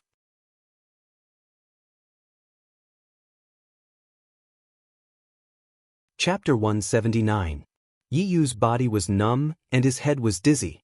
He felt a sharp pain in his arm. Black Tyrant, who was hiding under his sleeve, bit through his skin and began to take the poison. The others weren't so lucky. Lin's eyes rolled back and he fell to the ground.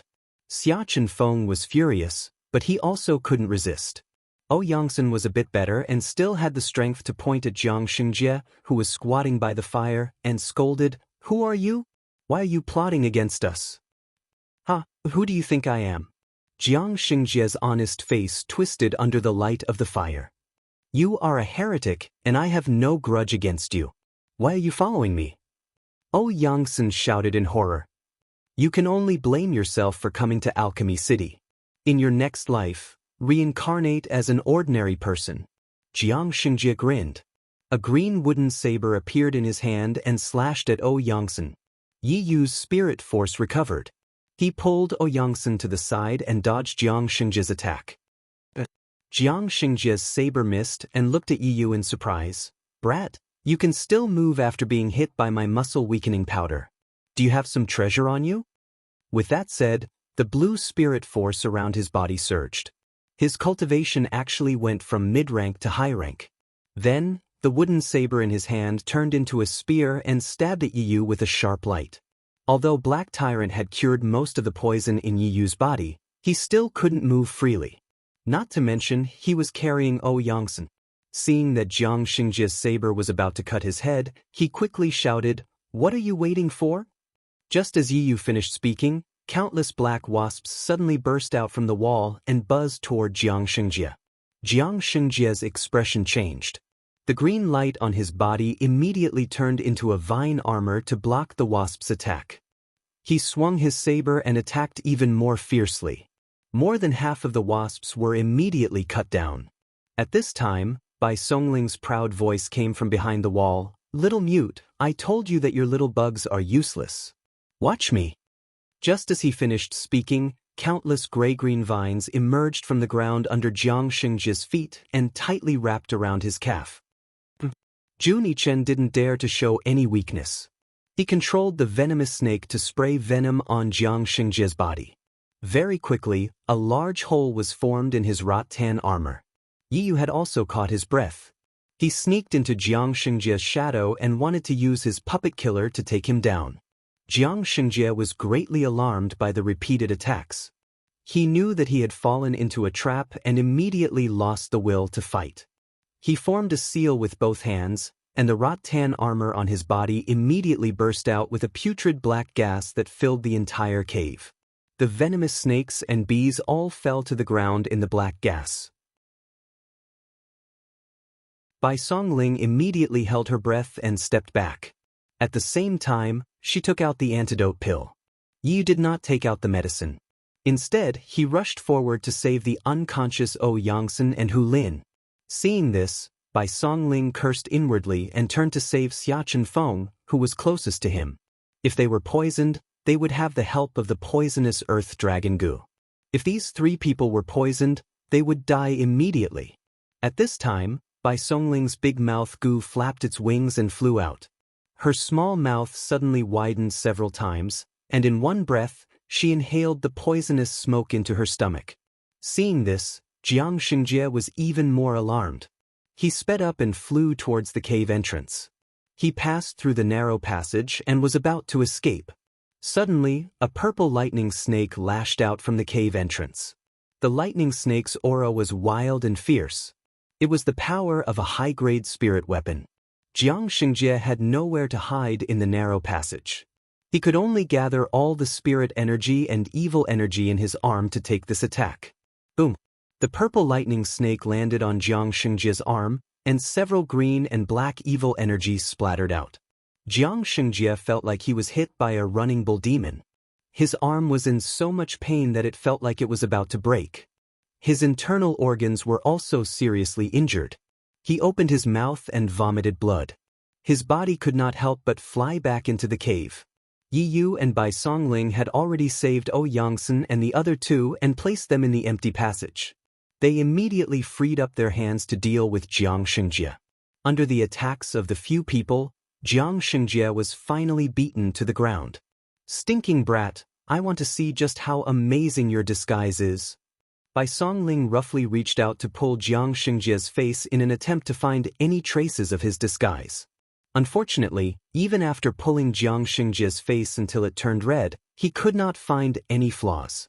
"3 heroes, please let me go." I shouldn't have been possessed and tried to steal Pill Master Ouyang's pills and silver. Jiang Xingjie cried and begged for mercy. Is that so? I thought you wanted to skin him, pull out his bones, and dig out his spirit root to show respect to your ancestor? Yi Jiuge sneered and walked in front of Jiang Xingjie. I don't know what you're talking about. I just wanted to knock you out and steal some things. Jiang Xingjie returned to his previous honest appearance. All right, stop pretending. We all know that you were sent by the bloodthirsty sect and that you're the best at disguising yourself. How many people did you bring, who were your accomplices, and why did the bloodthirsty sect's ancestors send you all to Alchemy City? If you tell us the truth, I'll give you a quick death. Bai Songling viciously said, I really don't know any bloodthirsty sect's ancestor. I'm just an ordinary wood spiritualist. I don't know any heretical cultivators. Jiang Xingjie cried like a coward. If it wasn't for the evil energy he released to save his life, they would have truly thought that they caught the wrong person. Stinking brat, you're still so stubborn even in the face of death. If you say you're not a heretical cultivator, then what was that black energy you released just now? Was it your dog fart? Bai Songling cursed. Brother Bai, there's no need to waste your breath on him. Cripple his arms and legs first, then slowly interrogate him. Luo Tian looked at Jiang Xingjie as if he was looking at a dead man. Their blood cloak tribe was exterminated by the bloodthirsty sect's ancestor, so he hated the bloodthirsty sect to the bone. Without another word, he lifted his foot and broke Jiang Xingjie's arms and legs. Jiang Xingjie lay on the ground with his arms and legs twisted unnaturally. Even though he was sweating from the pain, he would never admit that he was a heretical cultivator. Yi Yu frowned deeply. He originally thought that he would be able to clear Yi Jiuge's name after catching him, but he didn't expect to run into such a stubborn person. Why don't we hand him over to Li Zijuan? They have an artifact that can detect evil energy, so they might have a way to deal with him. Bai Songling had no other choice. It's useless. Jiang Xingjie has always been staying in an inn not far from the alchemy tower. The training soldiers have also checked there several times, but they didn't find out that he's a heretical cultivator. Yi Yu didn't find anything strange about Jiang Xingjie along the way, so he didn't believe that Li Zijuan could find anything.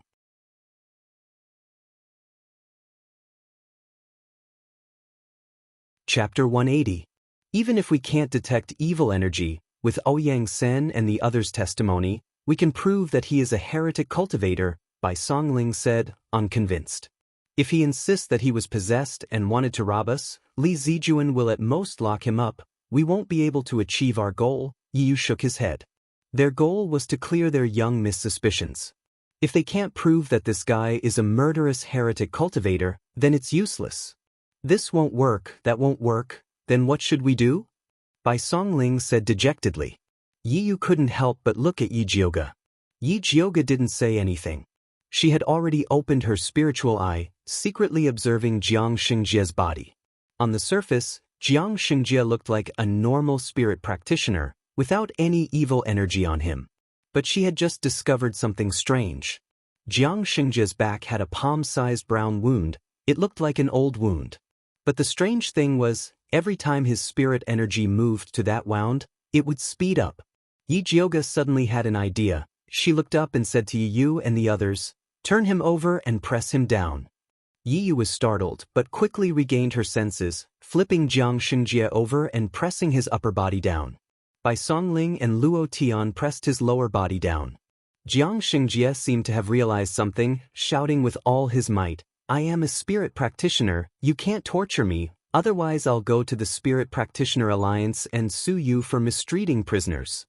"Heesh, you want to kill me? You dare to sue me for mistreating prisoners? What's wrong with me torturing you?" Bai Songling sneered. Yi Jiuge ignored Jiang Xingjie's noise. She took out her thunderfire needle, injecting spirit energy into it and pierced the wound on Jiang Xingjie's waist. Before the needle even touched Jiang Xingjie, the black gas on his body rose again. His crippled hands and feet were instantly healed. He struggled with all his might, instantly throwing Yi Yu and Bai Songling away. Seeing this, Luo Tian immediately hugged Jiang Xingjie's thigh. The blood cloak Miao tribe, besides refining goo, also trained their bodies. Luo Tian's body training technique was one of the best in the tribe, using all her strength to suppress Jiang Xianxia. He didn't manage to break free. Yi Yu and Bai Songling immediately turned over and pressed Jiang Xianxia down again. Jiang Xianxia struggled like a trapped beast. Countless black gas burst out from his body and was absorbed by Bai Songling's big mouth goo.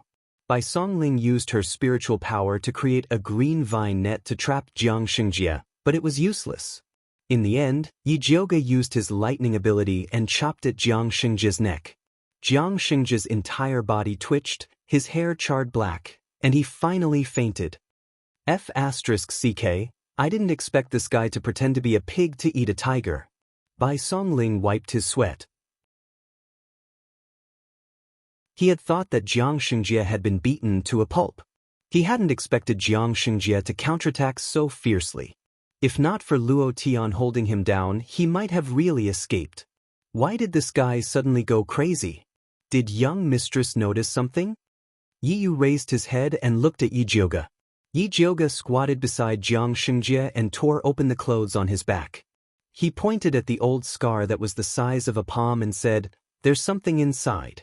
If I'm not wrong, there should be a high-grade magic artifact that can restrain evil energy inside." There's something inside. Bai Songling pressed hard on the scar on Jiang Xianxia's back and found that there was indeed something inside. It was about the size of a fist and was hard. Even if he has a magic artifact that can conceal evil energy, it's impossible to disguise it so perfectly. Yi Yu couldn't understand this point. Although he was also an expert in disguise, even if he wore a human skin mask, there would still be traces. But Jiang Xianxia didn't have any traces at all. I remember that water and wood dual attribute spiritualists can practice a technique called flesh regrowth technique. He should have used the flesh regrowth technique to fuse his skin with the victim's human skin mask. Look, other than the scar on his back, the color of his skin is very well proportioned. This is not normal. Yi Jioga heroically tore Jiang Xianxia's clothes apart. Yi Yu, Bai Songling and the others were speechless. But Luo Tian didn't care. Their Miao tribe girls were much more valiant than Yi Jioga. Taking off a man's clothes was really nothing. He carefully observed Jiang Xianxia's exposed naked skin and found that it was well proportioned as if it had been dyed. Although spiritualists weren't afraid of heat or cold, the exposed skin outside the clothes was always a little different from other parts of the body. Especially the huge difference between men's skin, it was really strange. I've heard of the flesh regrowth technique before, but this technique can only regenerate the skin. It's usually used by women to maintain their skin. I didn't expect this guy to be able to combine it with the disguise technique.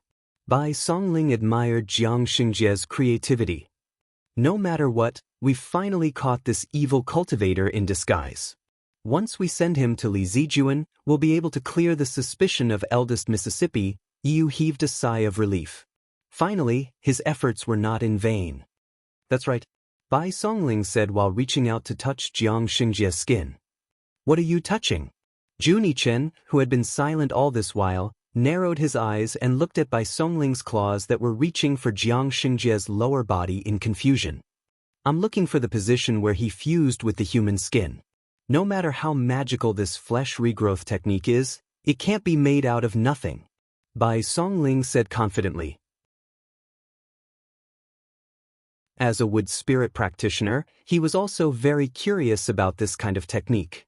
Yi Jioga watched Bai Songling examine Jiang Xianxia with great interest. He even suggested very kindly, "Why don't you take off his pants and have a look? I think the place where he used the flesh regrowth technique should be the place that no one wants to see." Bai Songling's face suddenly froze. It was a great shame for him to touch a man's crotch. Haven't you been a coroner before? Just pretend that you're doing an autopsy. Yi Jioga persuaded with a smile. Bai Songling's face twitched. He gritted his teeth and said, "Okay, I'll pretend that I'm doing an autopsy, but you're not allowed to see it. Eldest miss, you're also tired. Do you want to take a rest?" Yi Yu asked implicitly. Yi Jioga was like a fairy in his heart. He shouldn't let such a wretched scene stain his eyes. But Yi Jioga turned around with regret. He thought to himself, "These guys are really conservative. Back when I was practicing medicine, the chickens I touched were better than the ones you've seen." Bai Songling made up his mind and took off Jiang Xingjia's pants. He found that the fusion point of the flesh regrowth technique was indeed the man's indescribable place. No wonder we couldn't find it. This guy is really good at choosing the place, Bai Songling said in disdain. He took out a small storage bag from Jiang Xingjia's crotch. It was the size of a palm and dark red in color. It didn't look eye-catching at all, but it was undoubtedly a storage bag that couldn't be bought with 10,000 gold.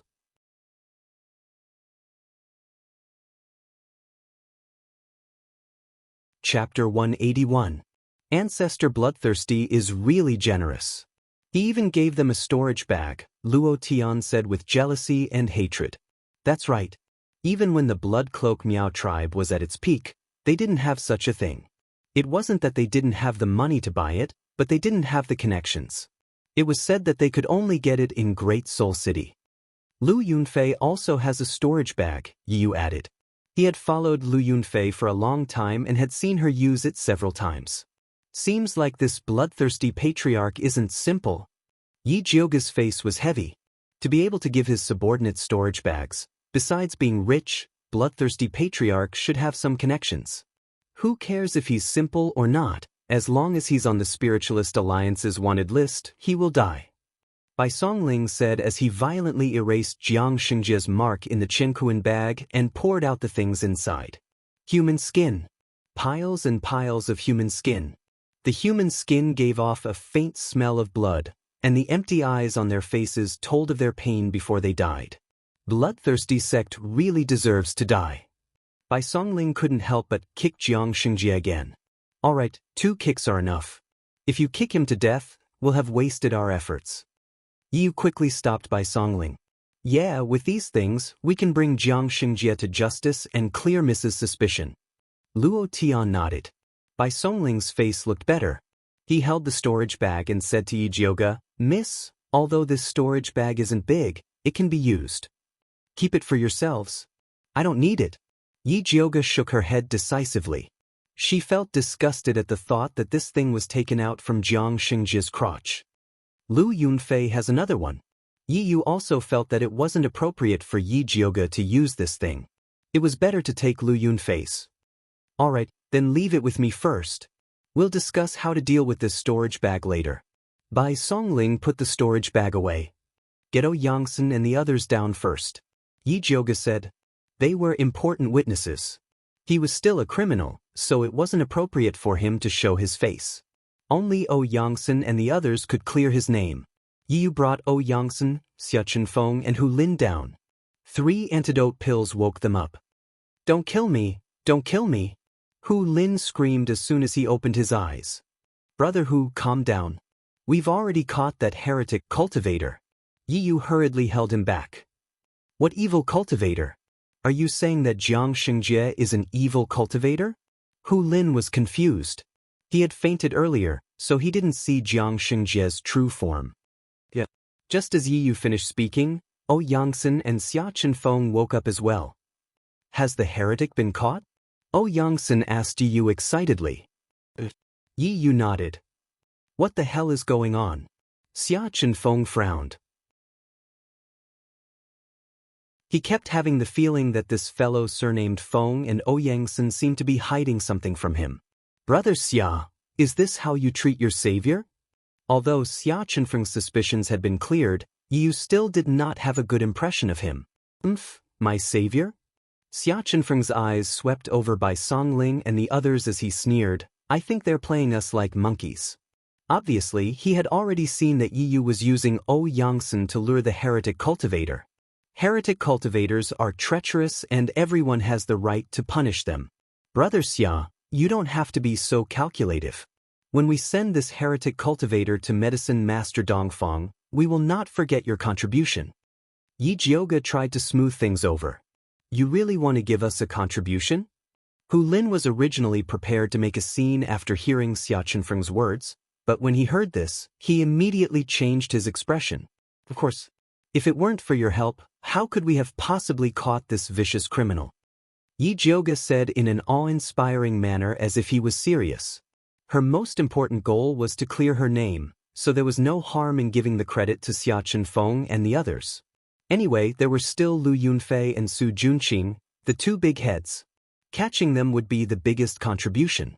Xia Chenfeng snorted coldly and finally stopped making a scene. This guy killed my senior sister. I want him to have a taste of living hell. Yangsen stared fiercely at the unconscious Jiang Xingjie and pounced on him, wanting to vent his anger by beating him up. Brother Yangsen, calm down. Yiyu hurriedly stopped him. Yangsen's fist had already landed on Jiang Xingjie's body. However, the moment he punched him, he noticed that something was wrong. The cold touch was like that of a dead person's. Yangsen stretched out his hand to feel Jiang Xingjie's breath and immediately cried out, "How did he die?" What?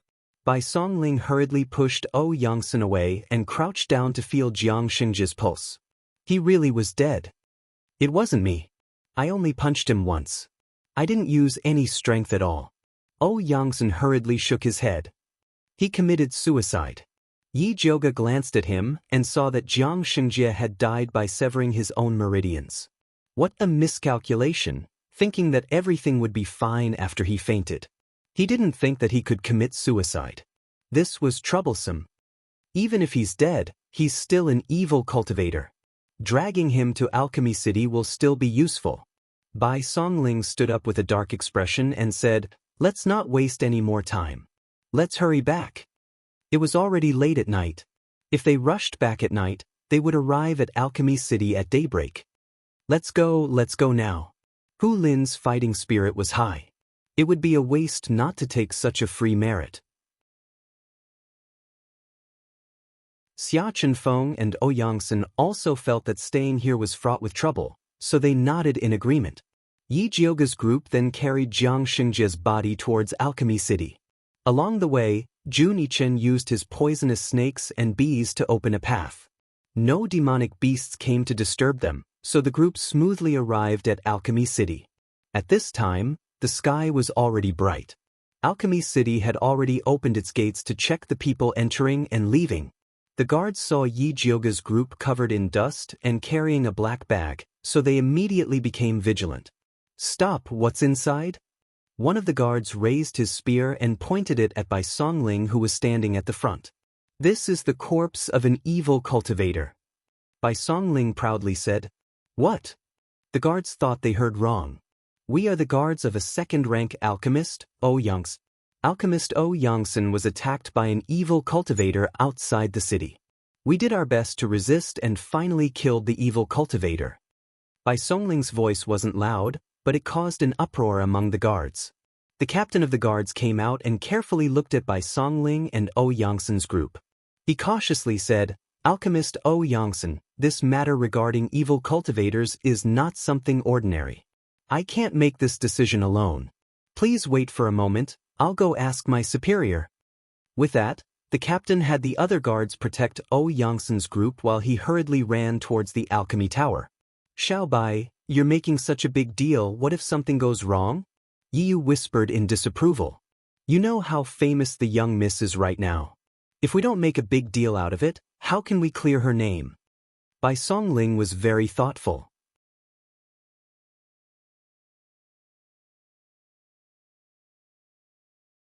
Chapter 182. All right. Yiyu immediately stopped talking when he heard that it was for the sake of his mistress. Not long after the captain of the gatekeepers left, he quickly came over with a group of people. The leader was wearing a purple gold crown and a purple robe with a 5-clawed golden dragon embroidered on it. He was arrogant. Who else could it be other than Dongfang Jianming? Why is this guy here? Bai Songling thought to himself. He had discussed it with Wan Ziang when he left the city last night. If they caught the disguised evil cultivator, they would put on a show at the city gate and Wan Ziang would come to their rescue. He didn't expect the crown prince to come instead of Wan Ziang. What was even more unexpected was that Su Junqing also came. Although they were all disguised, it would be troublesome if Su Junqing saw through them.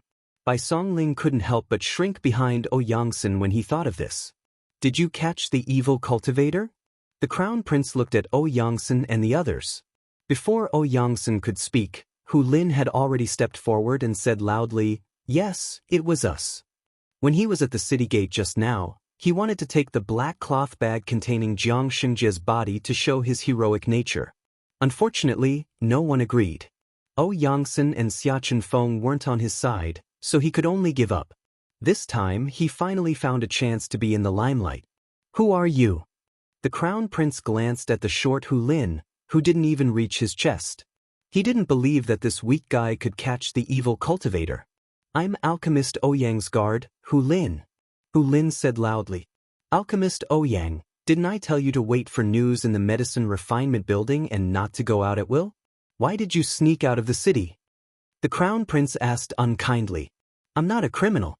I can leave the city whenever I want. It has nothing to do with your highness." Yangsen replied with an unkind expression. He was also a highly respected prince in his own country, so he didn't put the crown prince in his eyes. The crown prince was about to fly into a rage, but he was stopped by Su Junqing. Su Junqing's eyes glanced at the black cloth bag that Bai Songling and the others were carrying. His expression was calm, but his heart was in turmoil. Last night, old Jiang told him to kill Yangsen and the others outside and asked Lu Yunfei to cooperate. Unexpectedly, not long after old Jiang left, Lu Yunfei suddenly seemed to be possessed and wanted to go to a place to deal with private matters. At that time, he already felt that something was wrong. He didn't expect that something would really happen. Old Jiang was dead, and Lu Yunfei had yet to return. Things were not looking good. He had to think of a way to get rid of this group of people. Yi Jiuge stood at the end of the line, secretly sizing up Su Junqing's expression.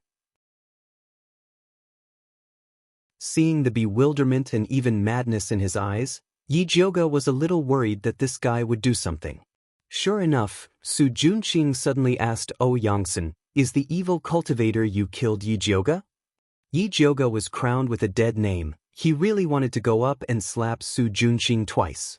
When Luo Tian, Yi Yu, Bai Songling, and Jun Yichen heard Su Junqing's words, they were enraged as well. Killing intent surged from their bodies, and it looked like they were about to turn hostile.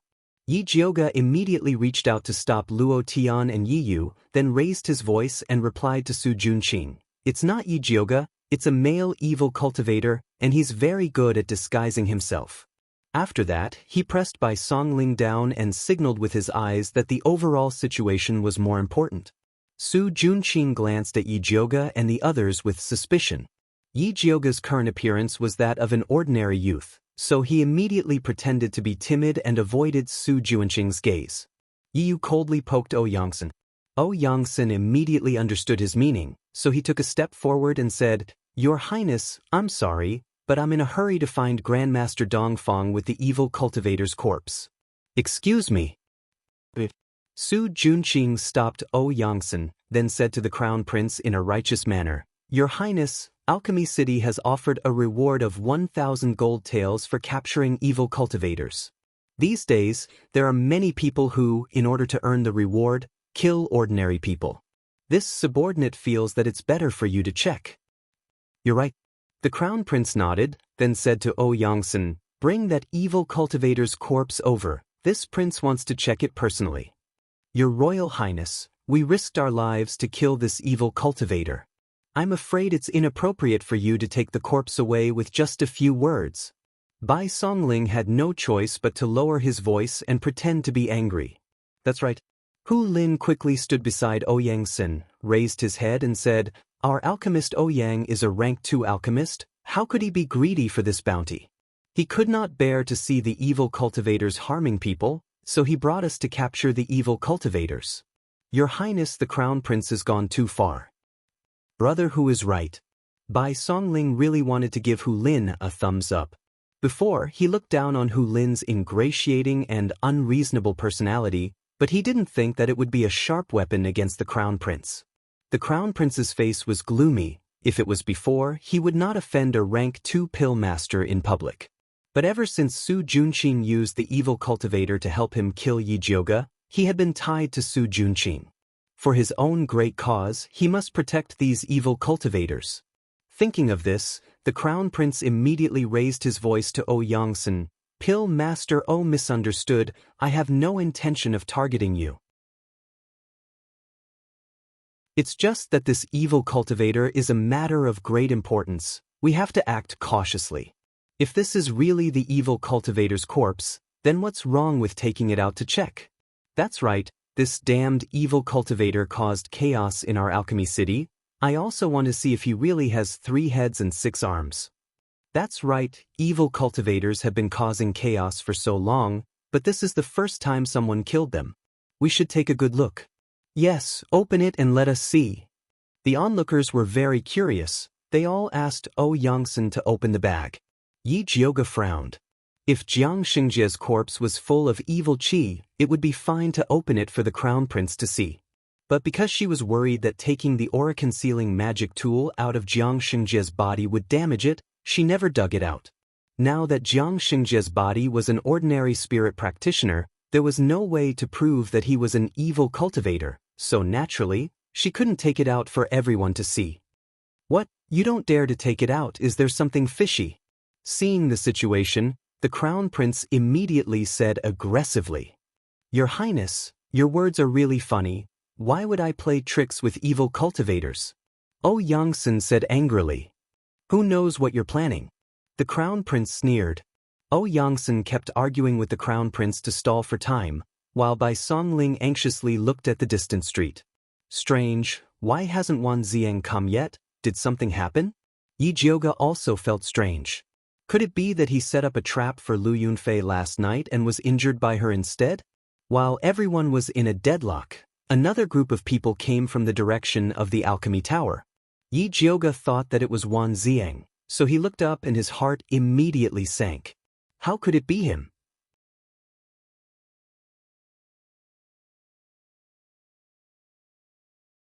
Chapter 183. This group of people was actually Yi Yuxuan. He was wearing an azure alchemist's robe. Behind him were Yi Shanshan and the guards who escorted Yi Jioge to Alchemy City. When the crown prince saw Yi Yuxuan, his eyes immediately lit up and he hurriedly greeted, "Grandmaster Yi, you're here too." Yi Yuxuan came to the crown prince's side and looked at Xianxia, then said, "Pill Master Ouyang, I heard you killed a heretic outside the city?" Xianxia nodded, his attitude extremely respectful. As a pill refiner, he could look down on the crown prince, but he couldn't look down on the level 5 pill refiner, Yi Yuxuan. "I wonder if Pill Master Ouyang can let me deal with this heretic's corpse? You know, my daughter, Yi Jioge, was bewitched by a heretic and killed innocent people. She practiced heretic arts and committed a grave mistake. I've been looking for her. This heretic's corpse might give me some clues." Yi Yuxuan said righteously, like a master. However, he had said that in front of so many people, which made Yi Jioge the scapegoat of the head of the evil cultivators. Xianxia didn't say anything. Yi Yu and the others, on the other hand, were furious. Yi Jioge almost exploded on the spot. If she just wanted to slap Su Junqing, then she wanted to stab Yi Yuxuan now. This scum of a father is really scum. "Grandmaster Yi, you can eat whatever you want, but you can't say whatever you want. You keep saying that your daughter Yi Jioge practices heretic arts, but do you have any proof?"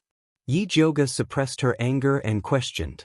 "Humph, it's the first time in my life that I've seen someone hurrying to put the blame on his own daughter. Do you really see Yi Jioge as your daughter?" Bai Songling's words were even sharper. Grandmaster Yi frowned, but he didn't fly into a rage like he usually did. In order to maintain his image as a master, he said calmly, "It's because Yi Jioge is my daughter that I can't let her make mistakes again and again. Actually, when she came back from the abyss a while ago, I already noticed something was wrong with her. It's just that I cared about my family and refused to investigate. I didn't expect her to be so deranged, taking advantage of the alchemy competition to harm other spirit pill masters. It's really intolerable." As Yi Yuxuan finished speaking, he felt both pain and regret. His excited expression made it seem as if he was about to faint at any time. That's right. Father couldn't sleep for Big Sister. He ignored the danger of the heretical cultivators and rushed to Alchemy City in the middle of the night. He wanted to find Big Sister and persuade her to turn herself in and give the people of the world an explanation. Yi Shanshan supported Yi Yuxuan with a sorrowful expression on her delicate face. The father-daughter duo teamed up to put on a show, causing the surrounding commoners to curse Yijioga for being deranged and worse than pigs and dogs. Yijioga slowly clenched his fist. Endure, I will definitely endure. When the truth was revealed, Yi Yuxuan would naturally regret what he had done today. Yi Yuxuan didn't know that his eldest daughter, Yijioga, was standing right in front of him. Taking advantage of the crowd's excitement, he once again spoke to Ouyangsen. Pill Master Ouyang, we all understand your painstaking efforts. Please understand my feelings and let me handle this heretical cultivator's corpse. That's right, Pill Master Ouyang. Father and I both want to find Big Sister as soon as possible to prevent her from doing more wrong. Yi Shanshan also chimed in. That's right. Ouyangsen suddenly felt a bit awkward. He had cooperated with Yi Yu and the others. In fact, he had already guessed that they were chasing after the heretical cultivator to clear Yi Jioga's name. However, Yi Jioga's biological father came here and announced that he wanted to clean up the sect. Pill Master Ouyang, don't worry. I just want to borrow this heretical cultivator's corpse to take a look. I definitely won't steal your credit. Yi Yuxuan finished speaking and gave Guard Pan a look. Guard Pan nodded in understanding and brought the other guards forward to snatch Jiang Xingjia's corpse from Bai Songling's hands. Bai Songling, Zhu Nichen, Luo Tian, Yi Yu, and the others all gathered together as if they were facing a great enemy. It wasn't easy for them to obtain Jiang Xingjia's corpse. They absolutely couldn't give it to anyone else. Just as Guard Pan was about to make his move, a clear and pleasant voice suddenly rang out. Wait. Guard Pan was startled. He felt that the voice was somewhat familiar. However, when he looked over, he realized that the person who spoke was an ordinary-looking, skinny young man.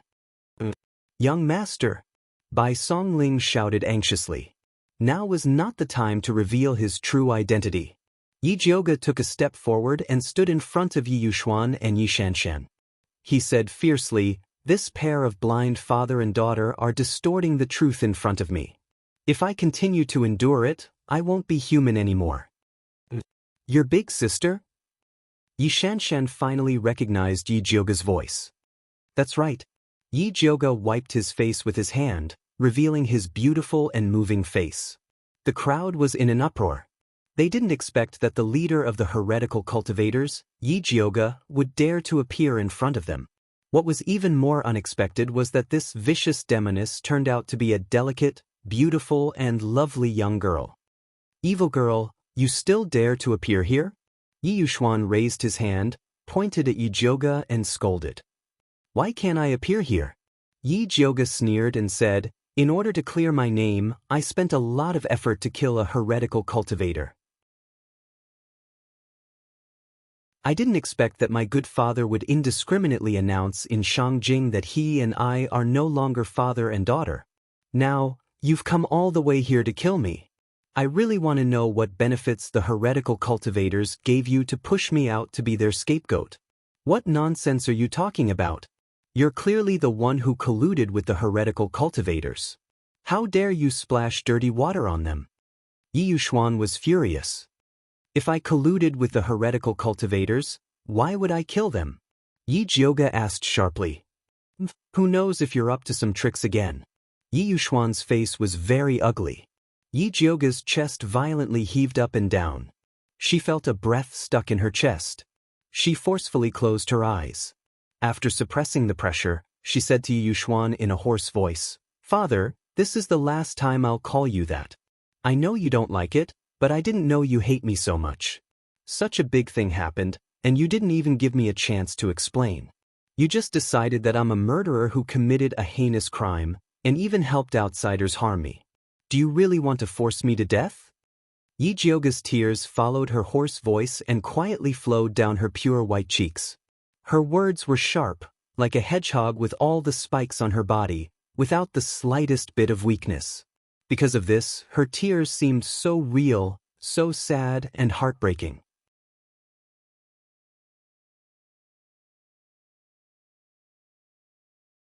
Chapter 184. The eyes of the surrounding people, including the ants, young women, and girls, couldn't help but turn red. They couldn't help but think, if it was them, what would it feel like to be accused by their own father in the street, determined that they were a heinous murderer, and wanted to kill them together with outsiders. Many of the more delicate ones even shed tears and looked at Yi Jioge with sympathy. Sigh, how could there be such a cruel father in this world? Yeah, this Yi Jioge looks like he's only a teenager. How could he be the head of the evil cultivators? That's right, if he really is the head of the evil cultivators, how could he dare to appear in front of us like this? Of course, there were also different voices. You can't know a person's face, even if he's young. He can't be the head of the evil cultivators? Even if Yi Jioge is really the head of the evil cultivators as a father, isn't it even more heinous? That's right, it's the father's fault for not teaching his son. The daughter will come to this point, and the father will not be any better. No matter what, we can't let the child die without even a chance to explain. What if it's really a misunderstanding? Everyone began to discuss. Regardless of whether they agreed that Yi Jioge was the head of the evil cultivators or not, they all agreed that Yi Jioge was wrong, and as a father, he was even more wrong. Yi Yuxuan listened to the discussion in his ears, and his face turned green and white. He originally thought that he would be praised by everyone for putting righteousness before his family, but he didn't expect that someone would put the crime of not teaching his father's fault on his head. However, he couldn't refute it. It was really suffocating. Seeing that the people were discussing, the crown prince was worried that there would be changes if the matter dragged on, so he quickly shouted, "Come, take Yi Jioge, the head of the evil cultivators, and put him in prison." The soldiers behind him immediately surrounded him and were about to take him. Hu Lin had already secretly hidden himself after Yi Jioge revealed his identity. Xia Chenfeng also didn't want to get involved in such a quagmire, so he pulled Yangsen to the side. Su Junqing took the opportunity to quietly sneak to Bai Songling's side. Suddenly, he stretched out his hand to grab the black cloth bag. Bai Songling had long been on guard against a sneak attack. Countless green vines suddenly rose from his body and tightly bound the black cloth bag. Luo Tian, who was standing beside him, threw a punch at Su Junqing and started fighting with him. Yi Yu couldn't sneak into the shadows, so he teamed up with Jun Yichen to guard Yi Jioge and deal with the crown prince's bodyguards. Yi Yuxuan was determined to clean up the mess, so he jumped onto the battlefield and personally attacked Yi Jioge. His cultivation was close to the spirit master level, 2 realms higher than Yi Jioge. The wood and fire spiritual energies fused together, revealing a greenish-red color. Once it was unleashed, it emitted surging hot air. Yi Jioge didn't think that his scumbag father would be merciful to him. He immediately pulled out the Thunder Snake illusion whip from his waist and lashed it at Yi Yuxuan. The purple lightning snake collided with the green and red flames, but the purple lightning snake lost. Yi Yuxuan gained the upper hand, but he didn't feel any joy. Instead, he was incomparably shocked. He had never imagined that this useless daughter of his would be so powerful. He was actually able to block his full power attack. Yi Yuxuan's eyes fell on the Thunder Snake illusion whip in Yi Jioge's hand. He was certain that this high-rank spiritual weapon was supporting him. Greed rose in his heart and he didn't hold back anymore. At this time, Bai Songling and the others were also fighting with Su Junqing's group. The scene was extremely chaotic. Many commoners who were standing nearby were caught in the crossfire and suffered light injuries. Bai Songling retreated to Yi Jioge's side and said, "Miss, we can't go on like this. We should quickly retreat. Let's go." Yi Jioge also didn't want to fight with Yi Yuxuan. If he killed him, he would be charged with patricide. Even if he cleared his name as the head of the evil cultivators, his reputation wouldn't be good in the future. Just when Yi Jioge and the others were about to abandon Jiang Xingjia's corpse and take the opportunity to retreat, a pressure enveloped them, followed by a loud roar. "Who allowed you to fight in Alchemy City?" After saying that, a skinny figure descended. It was the city lord of Alchemy City, a 6th-rank alchemist, Dongfang Yao. Dongfang Yao grabbed Yi Yuxuan, who was in the middle of attacking Yi Jioge, and threw him away. Seeing that the situation wasn't good, Su Junqing quickly retreated to the crown prince's side. "Royal uncle, you finally came." The crown prince quickly said, "Yi Jioge trespassed into Alchemy City. We were just about to arrest her. Hurry up and take her down." Dong Fangyao turned around and coldly stared at the crown prince. Who gave you the right to arrest someone? The crown prince was startled and immediately felt a bit embarrassed, but he still braced himself and said, Yi Jioga is the head of the evil cultivators. Everyone has the right to punish him, so why should I arrest her? Who told you that Yi Jioga is the head of the evil cultivators? Dong Fangyao glared at him and asked. Isn't this something that everyone knows? The crown prince spoke as if it was a matter of fact. Everyone knows? Then why don't I know? Dong Fangyao's expression sank and he spoke with dissatisfaction. I don't remember Alchemy City posting a wanted poster for Yi Jioga. Royal uncle, you've always been in seclusion, so it's normal that you don't know. The crown prince began to feel that something was wrong. Are you implying that I'm muddle-headed? Dong Fangyao's expression was very unfriendly. This nephew doesn't dare. The crown prince quickly shook his head. He knew that his uncle was biased towards Yi Jioga, but he didn't think it would be to this extent. Just as he was about to take out the evidence, he heard Dong Fangyao impatiently say, If you don't dare, then shut up.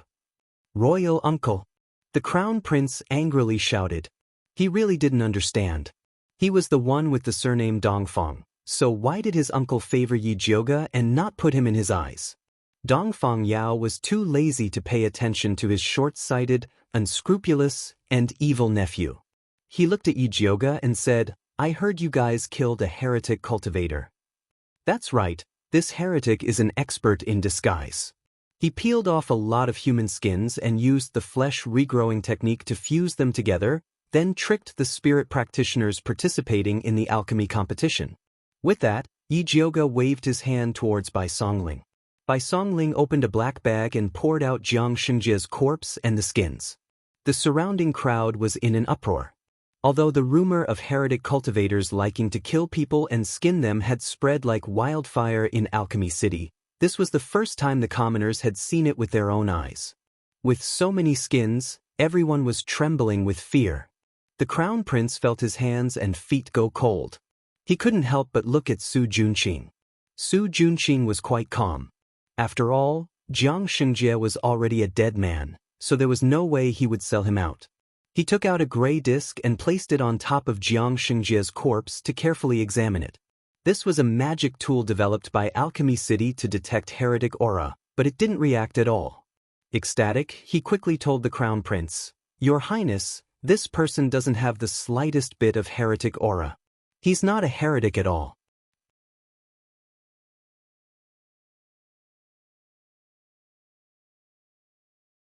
Chapter 185. The crown prince hurriedly looked at the gray disc. Seeing that there was no reaction, he immediately became spirited. He glared at Yi Jioga and scolded arrogantly, Yi Jioga, you mixed an ordinary person's corpse with a pile of human skin to pretend to be an evil cultivator. What do you mean by that? Yi Jioga couldn't be bothered to explain to the crown prince and only said, He's a heretic cultivator. Bullshit, do you think I'm blind? The evil testing disc didn't react at all. After the crown prince scolded Yi Jioga, he turned to Dong Fangyao and said, Imperial uncle, you've been tricked by Yi Jioga. She's a liar. Dong Fangyao frowned slightly.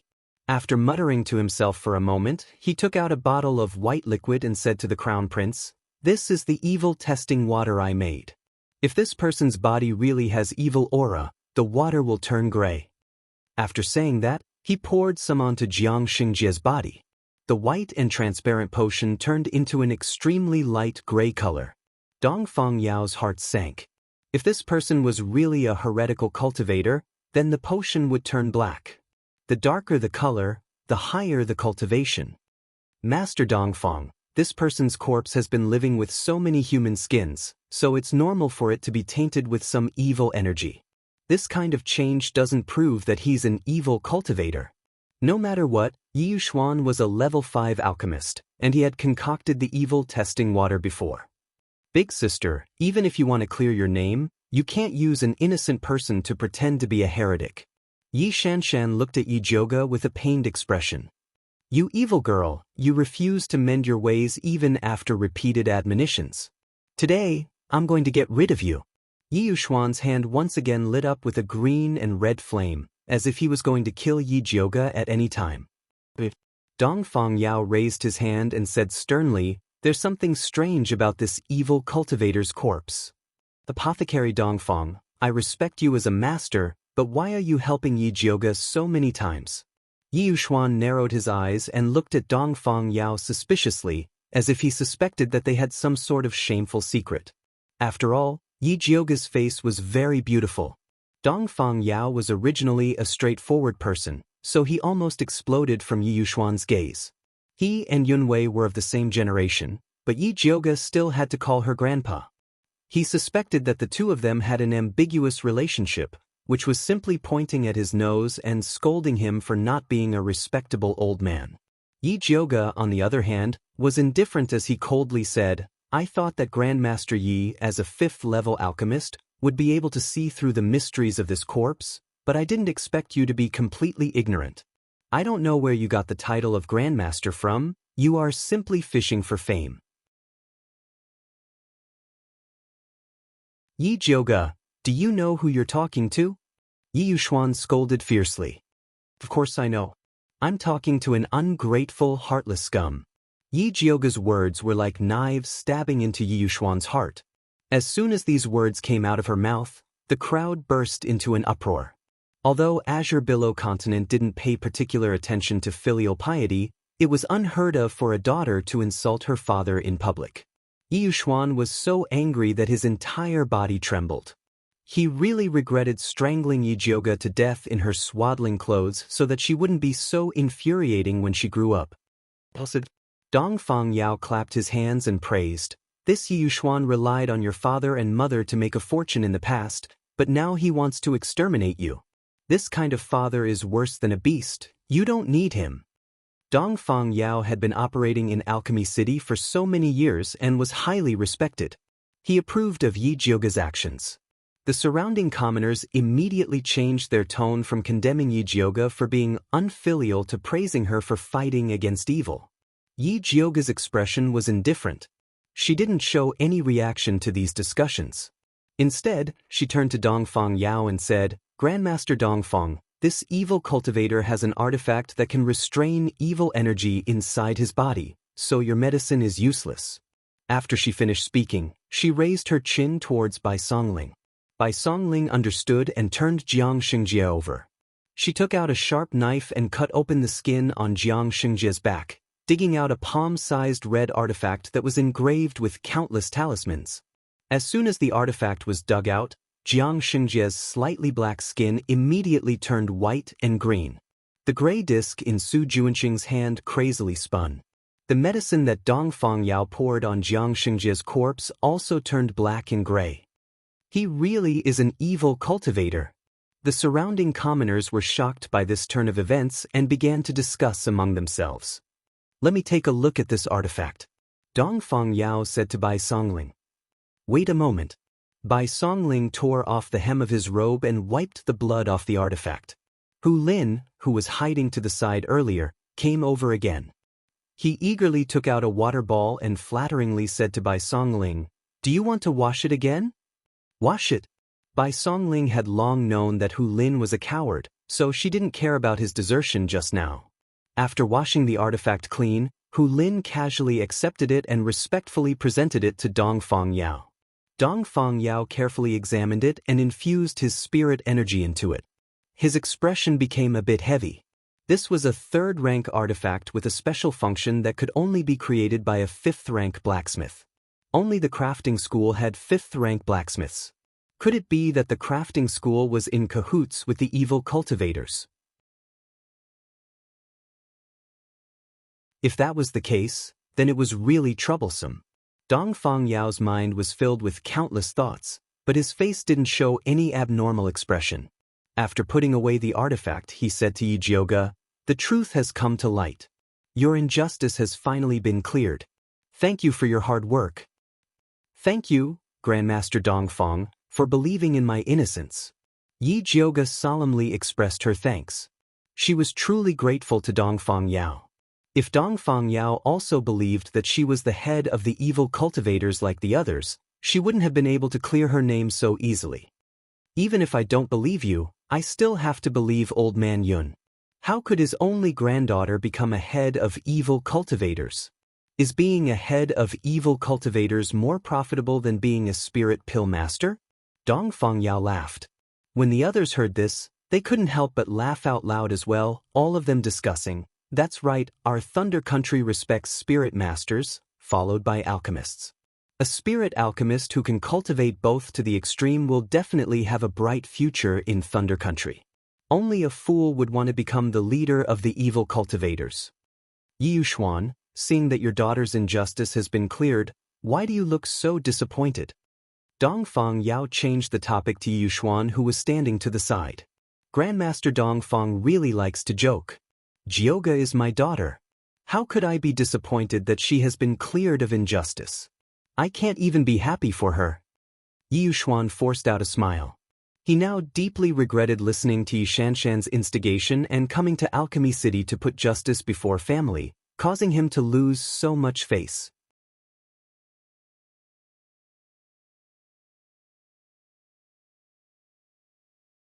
Chapter 186. Big Sister, congratulations on recovering your innocence. I'm really happy for you.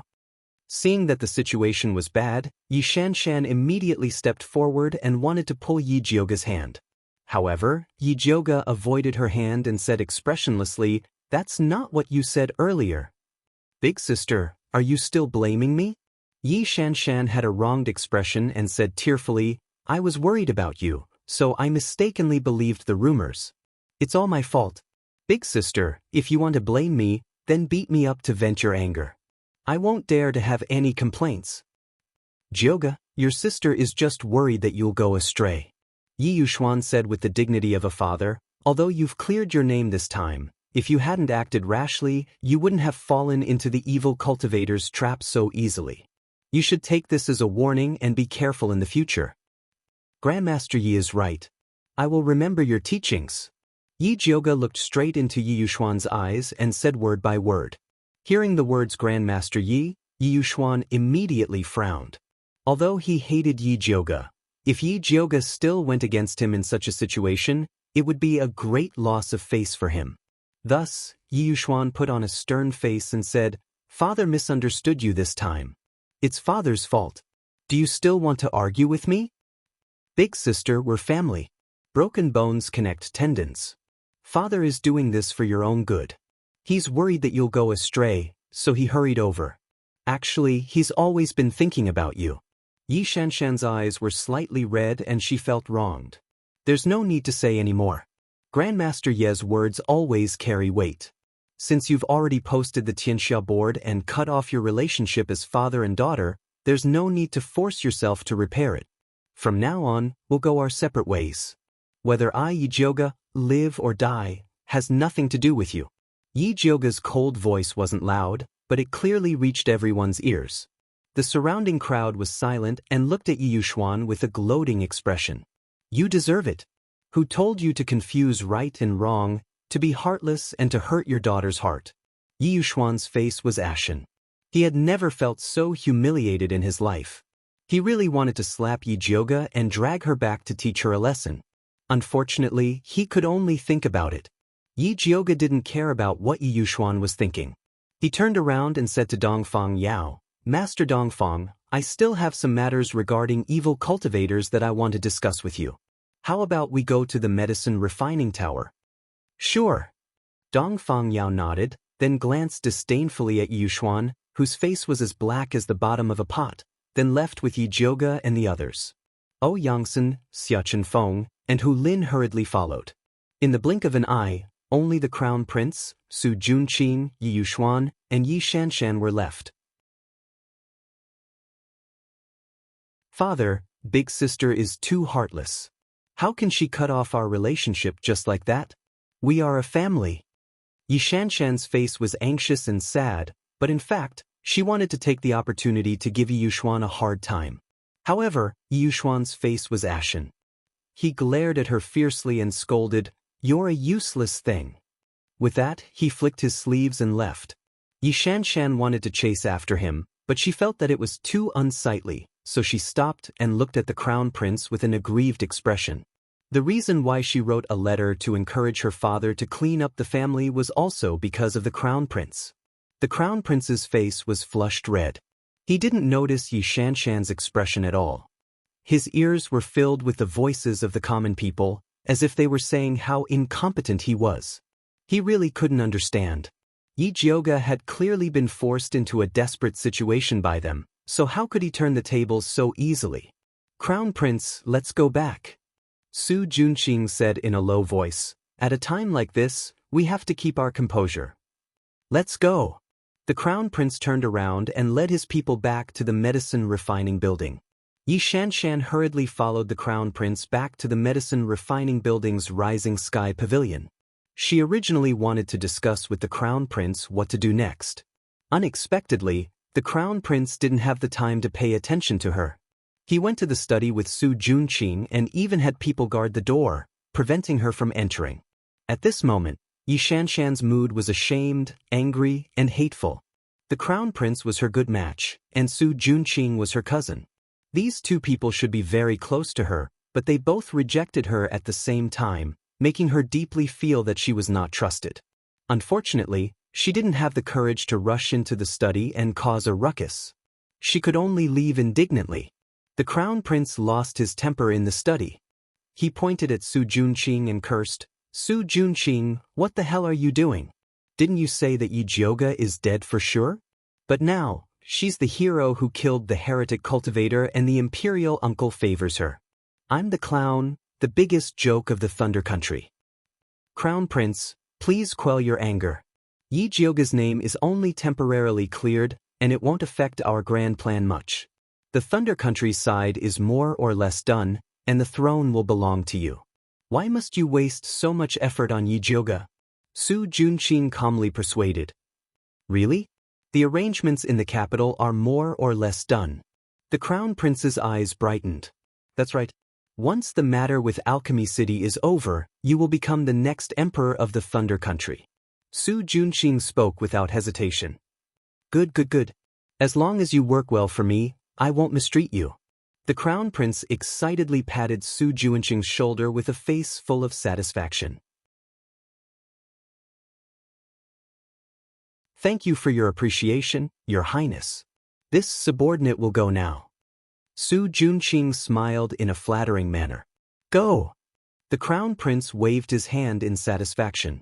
Su Junqing respectfully bowed before returning to his room. His face, which was full of confidence just a moment ago, immediately became anxious and uneasy. He took out a communication talisman and sent a message. Senior, old Jiang is dead. Come back as soon as you hear the news. After burning the communication talisman, he was still worried. He walked around the room a few times, and after thinking for a while, he took out some ointment to disguise himself as a handsome middle-aged man. He went to the medicine refining pavilion and told the guard that he wanted to see Zhang Peng. May I ask who you are? The guard looked at Su Junqing in confusion. I am his father. Su Junqing smiled. So it is Uncle Zhang. Please wait a moment, I will call someone over. The guard's expression immediately became one of flattery. Zhang Peng was the third most important person in the alchemy pavilion, second only to Li Zijuan. After a while, a young man in white with regular features walked out. When he saw Su Junqing, he said eagerly, Father, how come you have the time to look for me? I was just passing by, so I came to see you. Su Junqing kindly replied. Father, come sit here. Zhang Peng brought Su Junqing to a secluded place before whispering, The situation is so tense right now, why did you come to see me?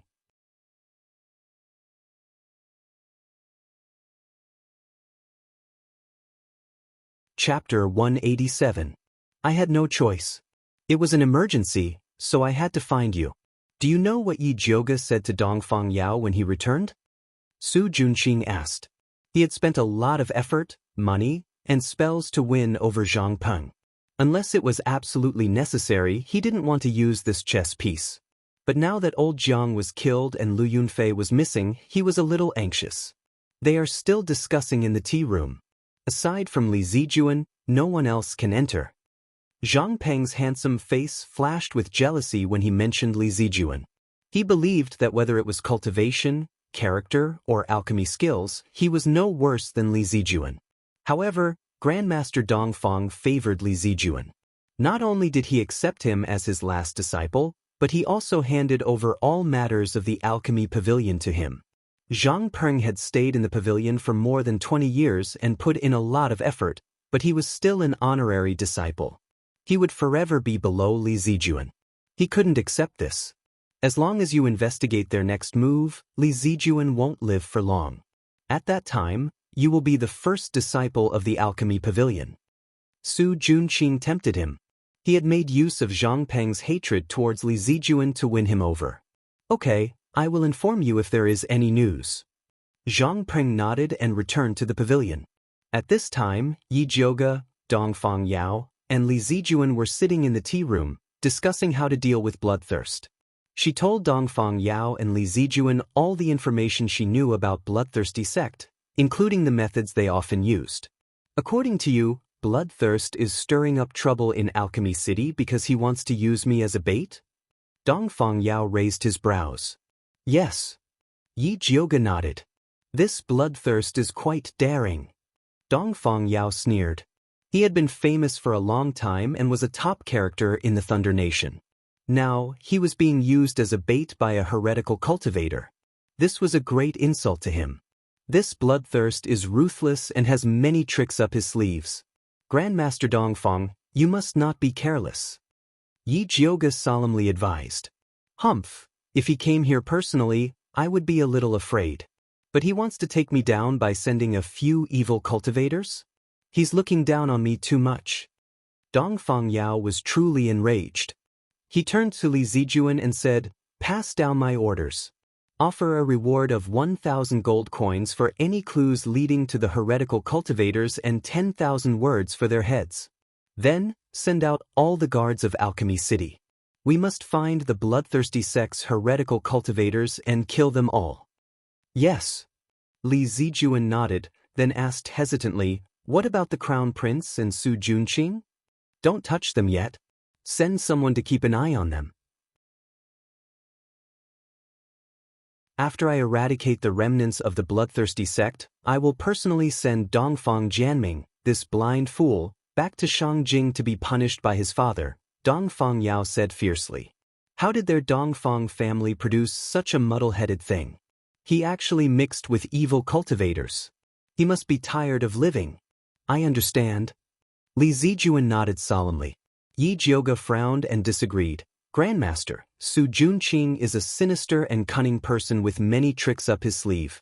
I'm afraid it's not good to leave him alone. I think it's better to lock him up first.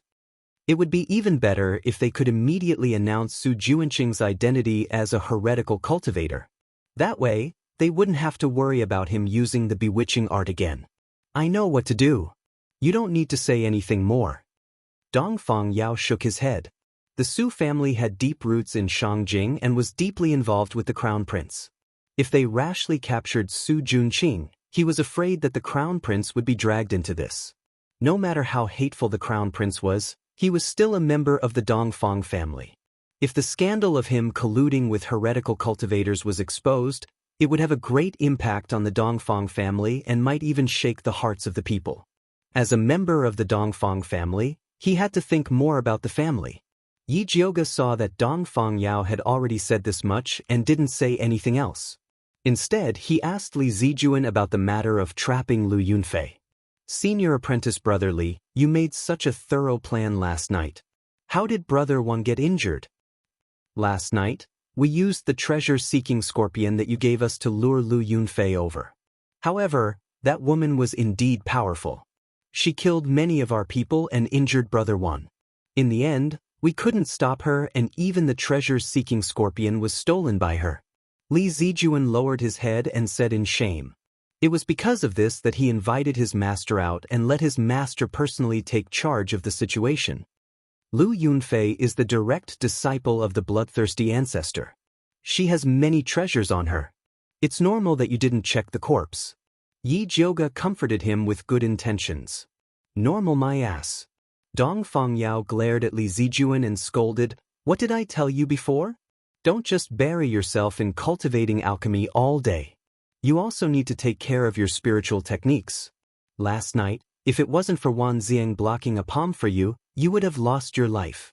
Don't think that you can protect yourself just because you have a lot of spirit guards around you. In this world, only relying on yourself is the safest. Master is right.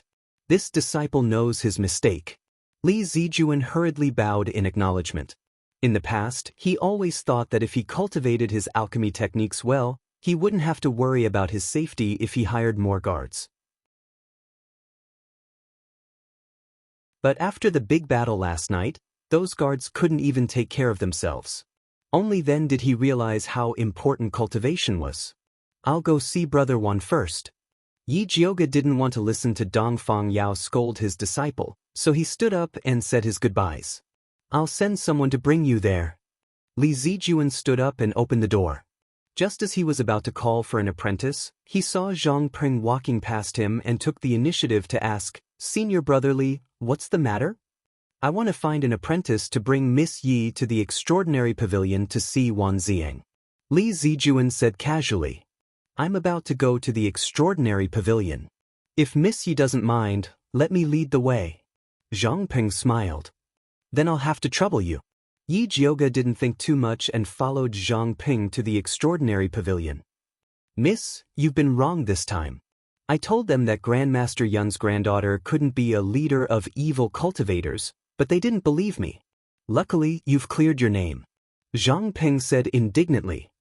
It's all thanks to Grandmaster Dongfang's wisdom. Yi Jioga replied indifferently. Although Zhang Peng was handsome, she inexplicably didn't like him. Grandmaster Dongfang was in seclusion and didn't have time. Now that he's come out to take charge of the situation, he'll definitely bring those arrogant evil cultivators to justice. When that time comes, I'll need Miss Ye's help. Zhang Peng continued with a smile, but his tone was full of probing. I don't dare. I'm just a weak woman. I don't dare to take on such a heavy responsibility. Yi Jioga shook her head weakly. Miss Yi, you're too humble. You're the first person to kill an evil cultivator. I heard that those evil cultivators are very cruel. Miss Yi, you must have spent a lot of effort. Zhang Peng's topic revolved around the evil cultivators. He wanted to get some information from Yi Jioga. Unfortunately, Yi Jioga's mouth was tightly sealed. In the end, it was just polite words.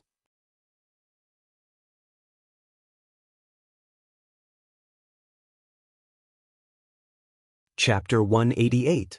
Zhang Peng walked Yi Jioga to the entrance of Extraordinary Pavilion, but he didn't get anything useful from Yi Jioga. He could only leave resentfully. Yi Jioga pushed open the unlatched door of Extraordinary Pavilion and walked into the house with light steps.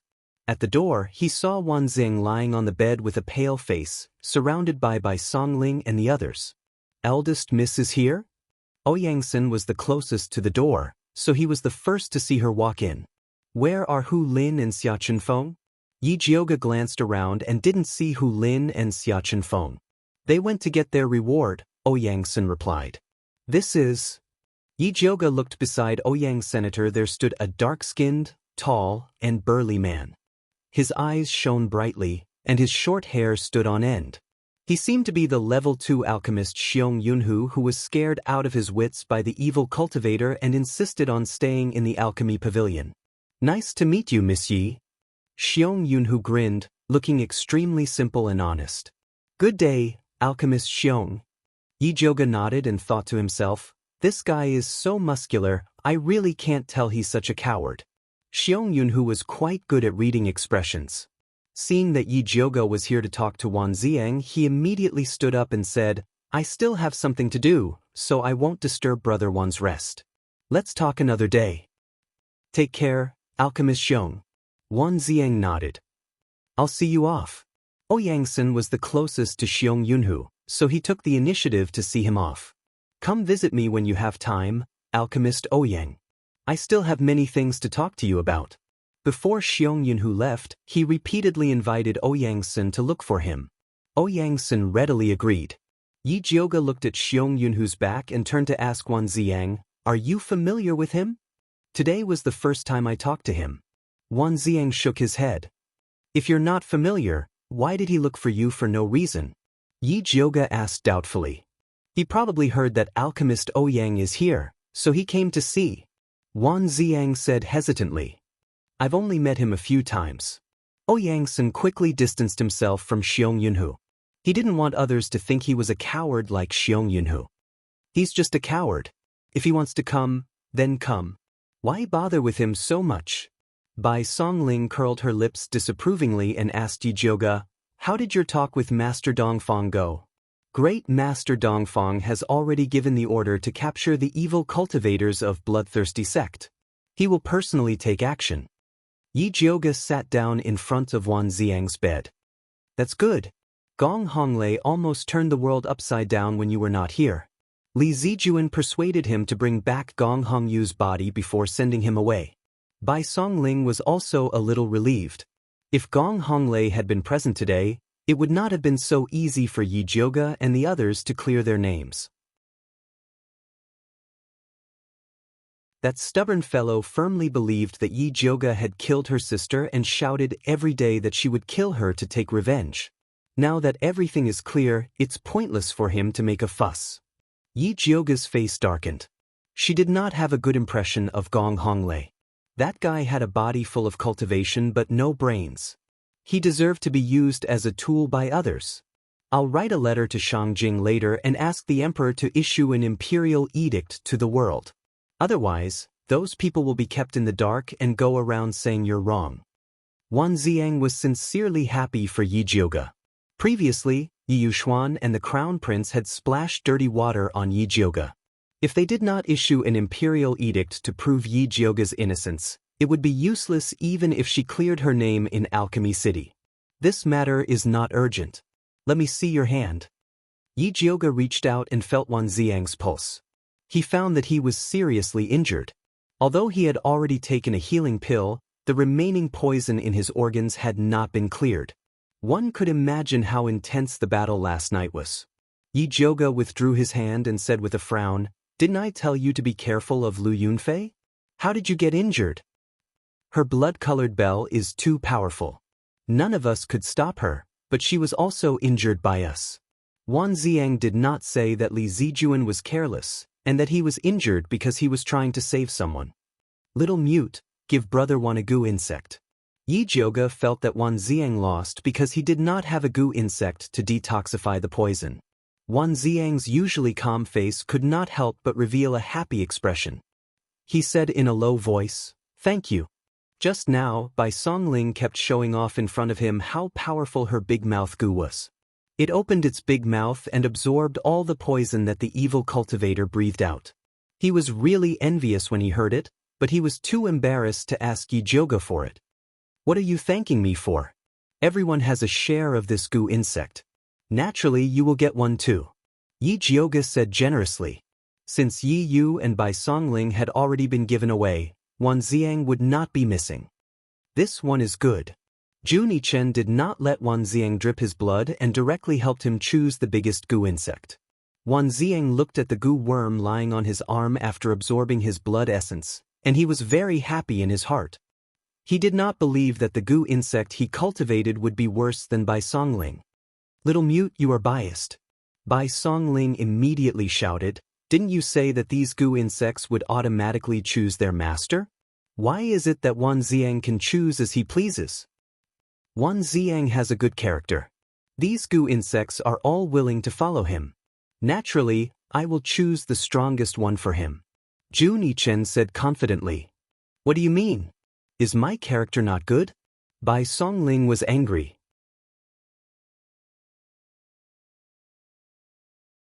She rolled up her sleeves and wanted to fight with Little Mute. All right, stop quarreling. Let's get down to business. Luo Tian quickly stopped their quarrel and said seriously, Lu Yunfei was injured last night. I think now is the time to deal with her. Otherwise, when her injury recovers, I am afraid it will be troublesome. But the problem is that we don't know where to find her. Yi Yu said awkwardly. I know. Luo Tian smiled slyly. It turned out that when Little Red was capturing the treasure-seeking scorpion, he had secretly instructed Little Red to leave something on the treasure-seeking scorpion. No matter where the treasure-seeking scorpion went, Little Red would be able to find it. Little Red is not bad. It is a good insect. Bai Songling immediately gave a thumbs up. That is a must. Luo Tian was proud. This matter should not be delayed. Let's go now. Yi Yu said impatiently. Yi Jiuge also expressed his agreement.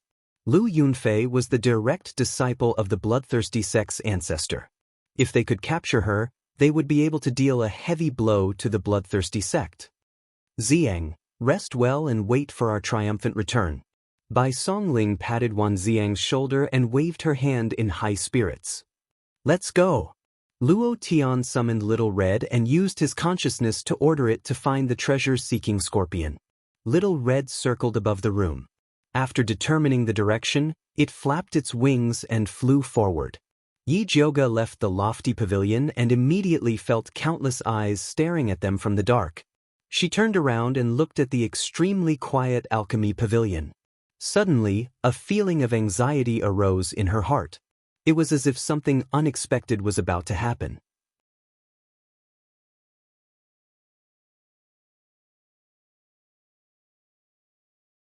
Chapter 189.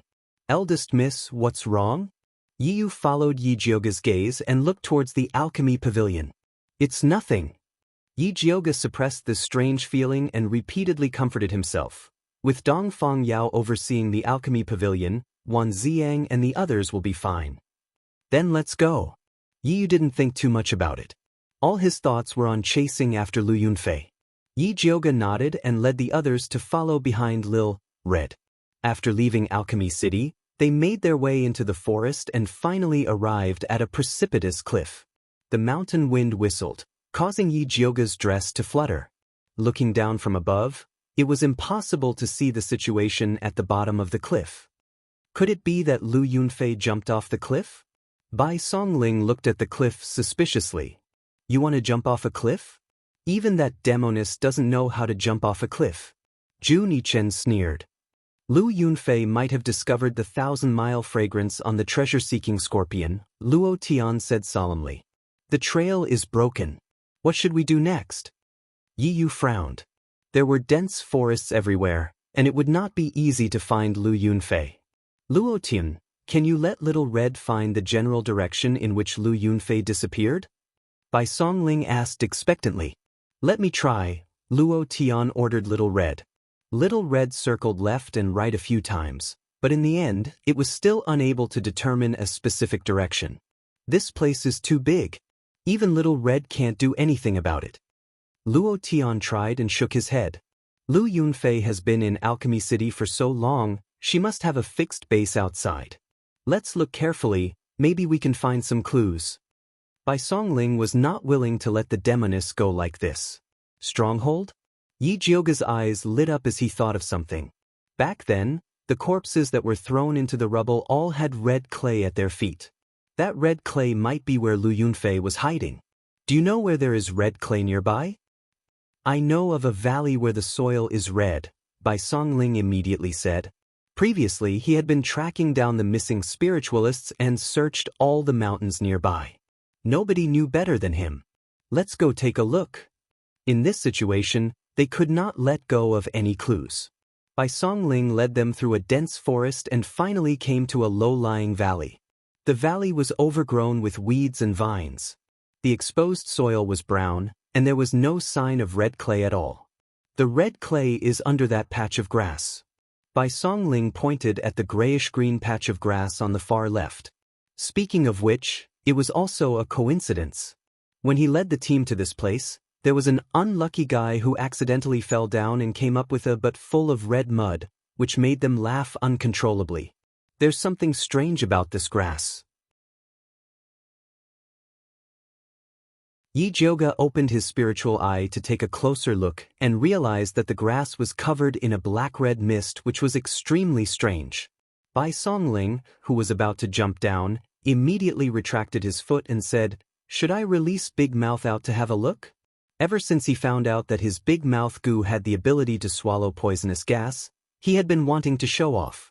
Big Mouth's cultivation base isn't high enough. This demonic aura far exceeds its ability. It's better not to take the risk. Yi Jioge shook his head. Then he chose a hard gray stone from the ground. After injecting his spiritual power into it, he threw it at the grassland. There was a loud bang. It was like putting oil into a frying pan. Surging black gas gushed out and instantly swallowed the fist-sized gray stone. It wasn't like this the last time we came. Bai Songling swallowed his saliva, feeling incomparable lingering fear. If not for Yi Jioge's reminder, he would have probably suffered the same fate as the stone. The last time you guys came, this demonic aura shouldn't have been activated. This situation proves that Lu Yunfei is definitely hiding underneath. Yi Jioge said. He finally found the main culprit. But this demonic aura is so hard to deal with, what do we do? Yi was slightly worried. His black overlord was not good at swallowing poisonous gas. This demonic aura was forcefully poured in by Lu Yunfei. As long as we find its door of life, we will be able to break it. Yi Jioge said. Where is the door of life? Luo Tian and the rest asked in unison. Yi Jioge's spiritual eye had not advanced yet, so it was hard for her to find the secret to it. She could only faintly see that the demonic aura in the eastern corner was the weakest. She did not have the time to find the door step by step, so she might as well destroy it with brute force. Yi Jioge flicked out the white bone flame and drew an area at the corner of the grass. He said to Bai Songling and the rest, the door of life is over there. Later on, when I give the order, use your strongest attack to bombard that corner. No problem, watch me. Bai Songling said while rubbing his palms. The rest nodded their heads at the same time. They raised their hands and pointed at the corner, quietly waiting for Yi Jioge's order. Ready, boom. Yi Jioge's hand that was raised high in the air chopped down. Bai Songling and the rest immediately activated all the spiritual energy in their bodies. Multicolored rays of light rained down like a rainstorm. A loud bang resounded. The pitch-black demonic aura surged up violently, destroying the entire patch of grass. A light pink figure scuttled out from the ground, mixed in with the demonic aura, and escaped out of the valley. Want to escape? No way. Yi Jioge removed the lightning snake illusion whip from his waist and used a killing move. The huge purple lightning snake bared its fangs and brandished its claws, pouncing towards Lu Yunfei. Lu Yunfei's pupils shrank. Her hands repeatedly shot out a mist of blood. Although she managed to resist the purple lightning snake's attack, she lost the chance to escape. Yi Yu, Luo Tian, Zhu Nichen, and Bai Songling surrounded her, each of them staring at her like a tiger watching its prey. Lu Yunfei's face was a bit pale. She no longer had her usual charm. She glanced at Yi Yu and the rest one by one, revealing a disdainful smile. Even if you claim to be from a righteous sect, a few grown men actually ganging up on a weak girl like me. Don't you feel ashamed? Bai Songling suddenly felt a bit ashamed. He felt that they were indeed a bit bullying. He glanced at his companions and saw that Luo Tian and Zhu Nichen were full of hatred. They did not feel embarrassed at all that the four of them ganging up on Lu Yunfei. He then looked at Yi Yu and noticed that his throat moved, as if he had swallowed something. Bai Songling's heart jumped. He realized that he seemed to have forgotten something important. At this moment, Lu Yunfei suddenly pounced towards him like lightning. Her blood-glowing palms continuously shot out a mist of blood. Bai Songling was a bit distracted and did not have the time to defend. Seeing that Bai Songling was about to be injured, Yi Yu promptly shot out a gray spirit light to help him block it. Luo Tian also punched at Lu Yunfei, forcing her to retreat to Bai Songling's side. Xiao Bai, take your medicine. Yi Yu took the time to shout. Bai Songling then remembered that Yi Jioge had warned them many times to take medicine whenever they saw Lu Yunfei. He quickly took out a tranquil heart pill and swallowed it. Instantly, he felt refreshed and the guilt he felt just now disappeared. To deal with a vicious woman like Lu Yunfei, they had to gang up on her. He actually felt ashamed. What the hell?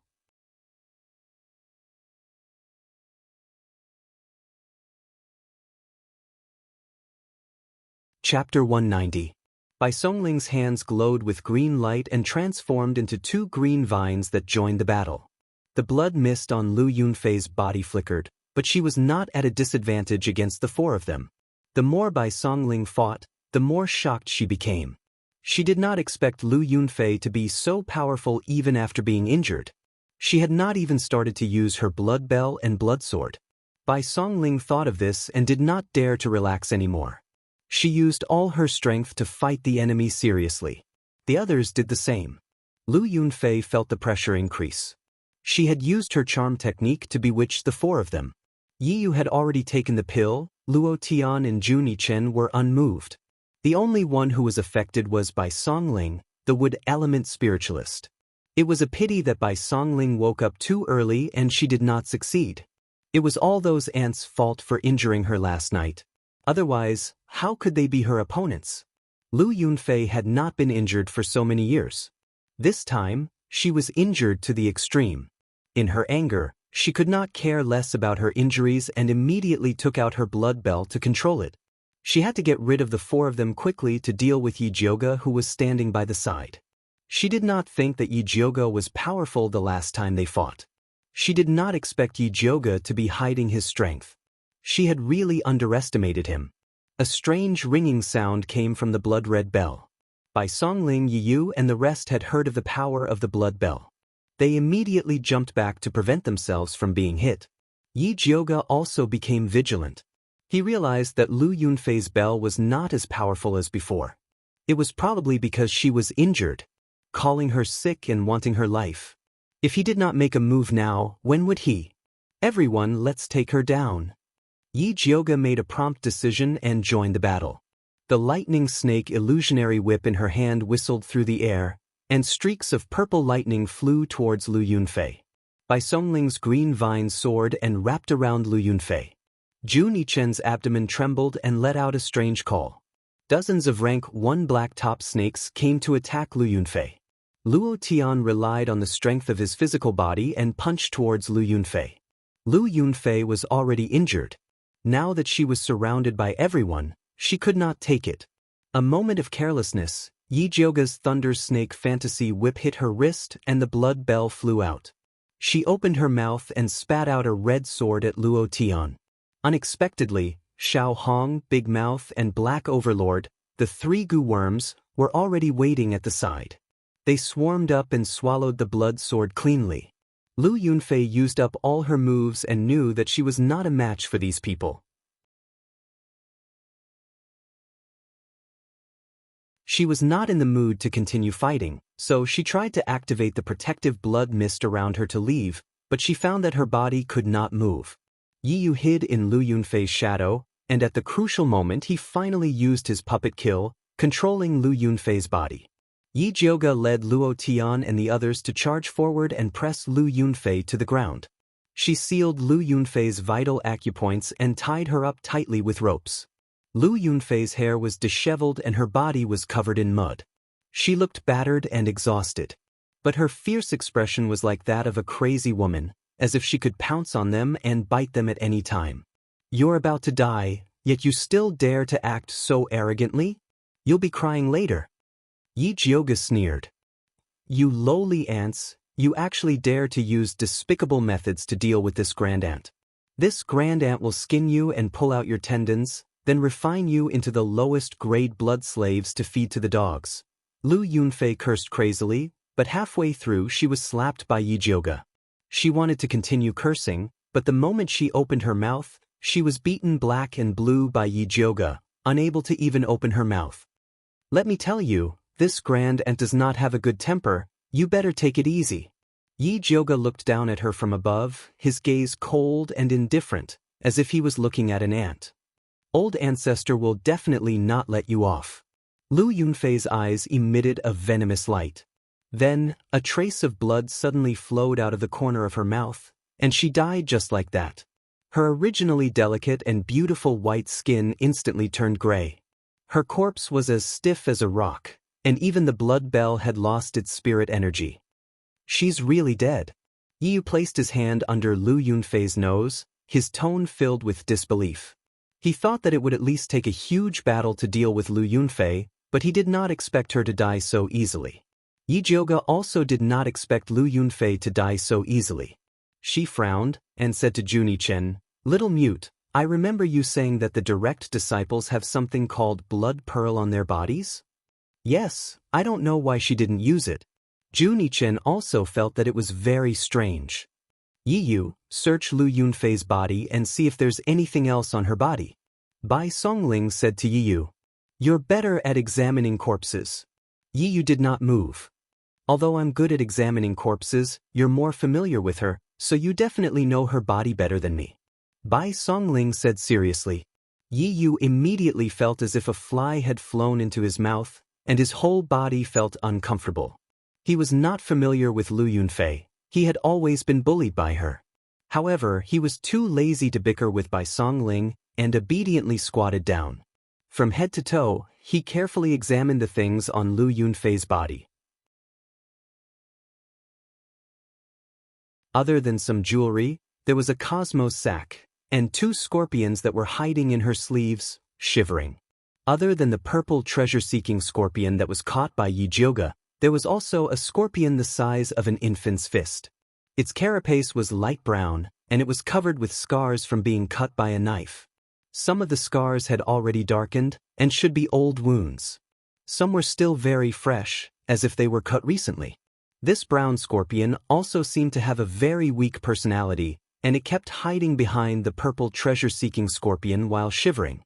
The purple treasure-seeking scorpion also tried its best to use its body to block it, and its long stinger stood up.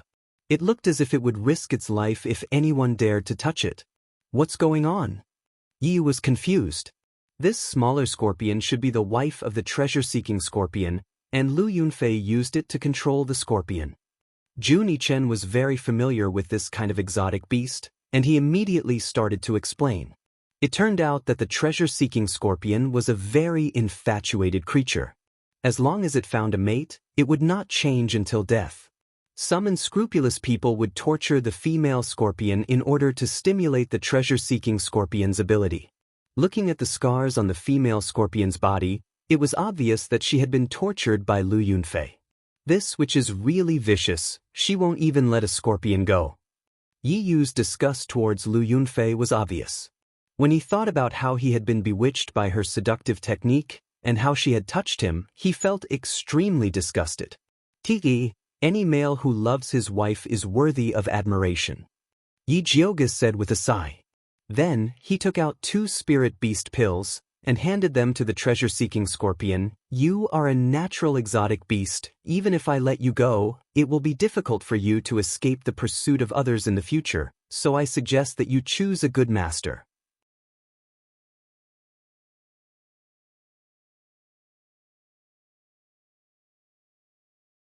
Chapter 191. Although the treasure-seeking scorpion had developed some intelligence, it still didn't understand Yi Jioge's words. Because of Lu Yunfei, it hated all humans, and was disdainful of humans fawning. It swung its stinger, and wanted to kick away the 2 fragrant pills. Unexpectedly, the female scorpion that had been hiding behind it suddenly jumped out, and quickly swallowed a spirit beast pill. Squeak, squeak, squeak.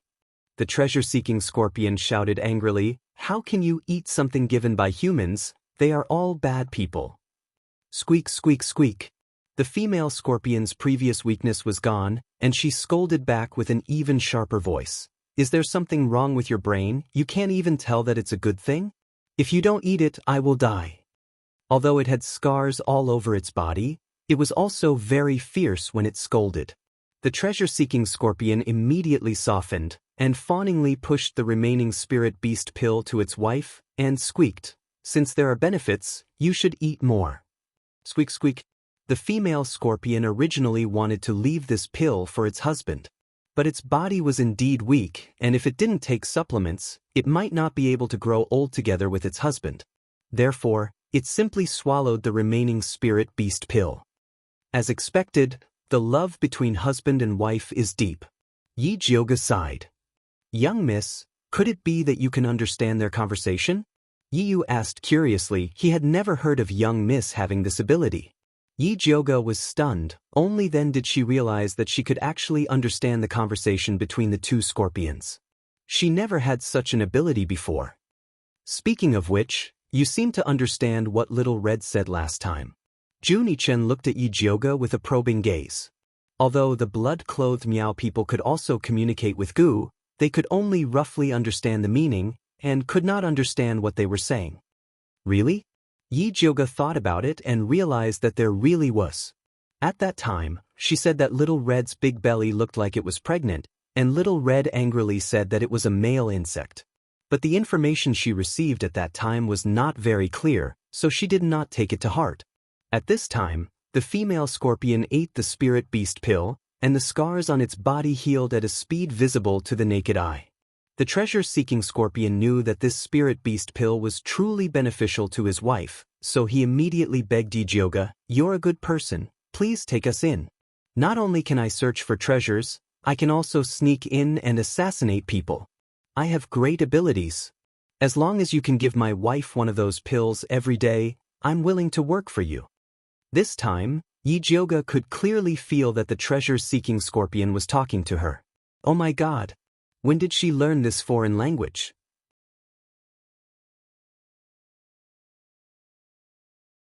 Why didn't she know? Yi Jioge carefully retraced the events and found that all these things happened after the fat black rat swallowed her blood essence. Could it be that the fat black rat ate her blood essence and secretly did something to it? When the treasure-seeking scorpion saw that Yi Jioge didn't respond for a long time, it thought that its requirements were too high. It quickly lowered its standards and carefully said, "All right, 1 pill a day is indeed too much. Then, 1 pill a month." Yi Jioge did not hear the words of the treasure-seeking scorpion. She was still immersed in the shock of the fat black rat doing something to her. Zishang once reminded her to be careful of the fat black rat and sternly warned her that she absolutely could not let the fat black rat swallow her blood essence. Now that she made a big mistake, how was she going to explain it to Zishang? However, with so many people present, she couldn't bring the fat black rat out for interrogation.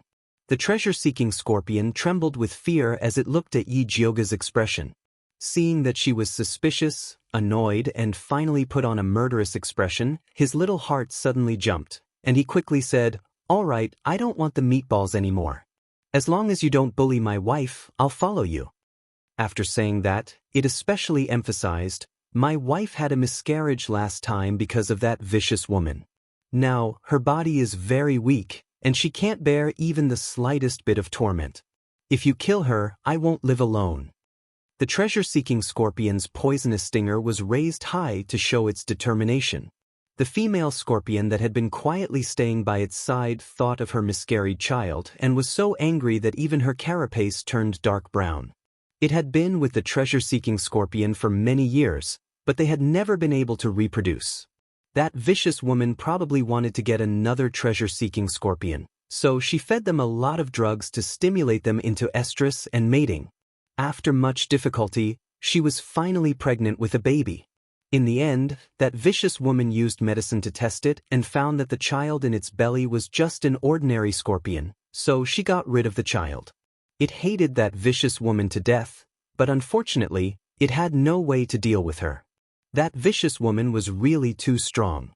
But now, that powerful and vicious woman was killed by these humans, which meant that these humans were stronger than her.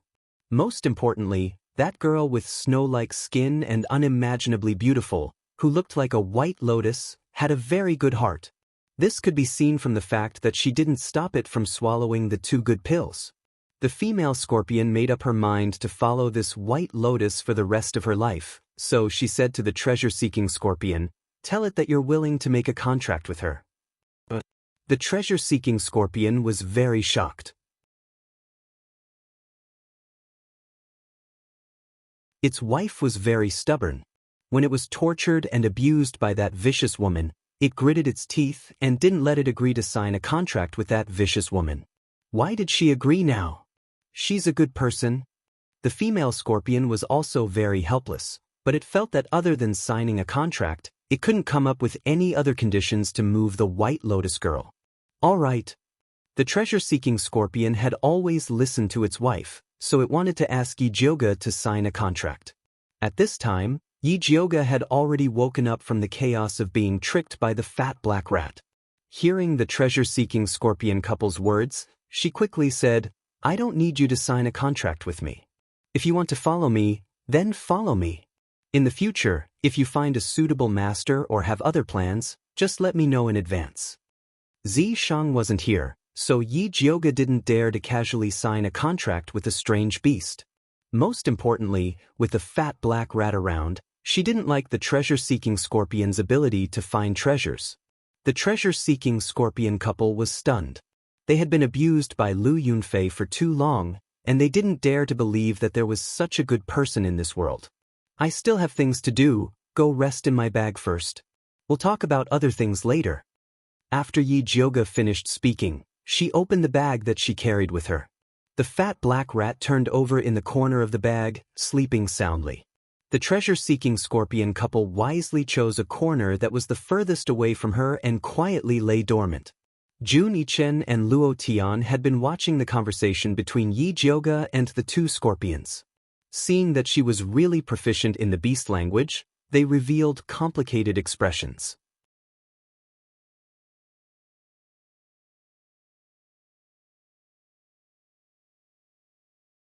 Chapter 192.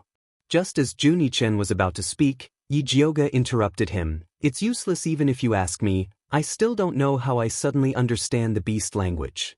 Before Shang came out, Yi Jiuge didn't want to expose the special ability of the fat black rat.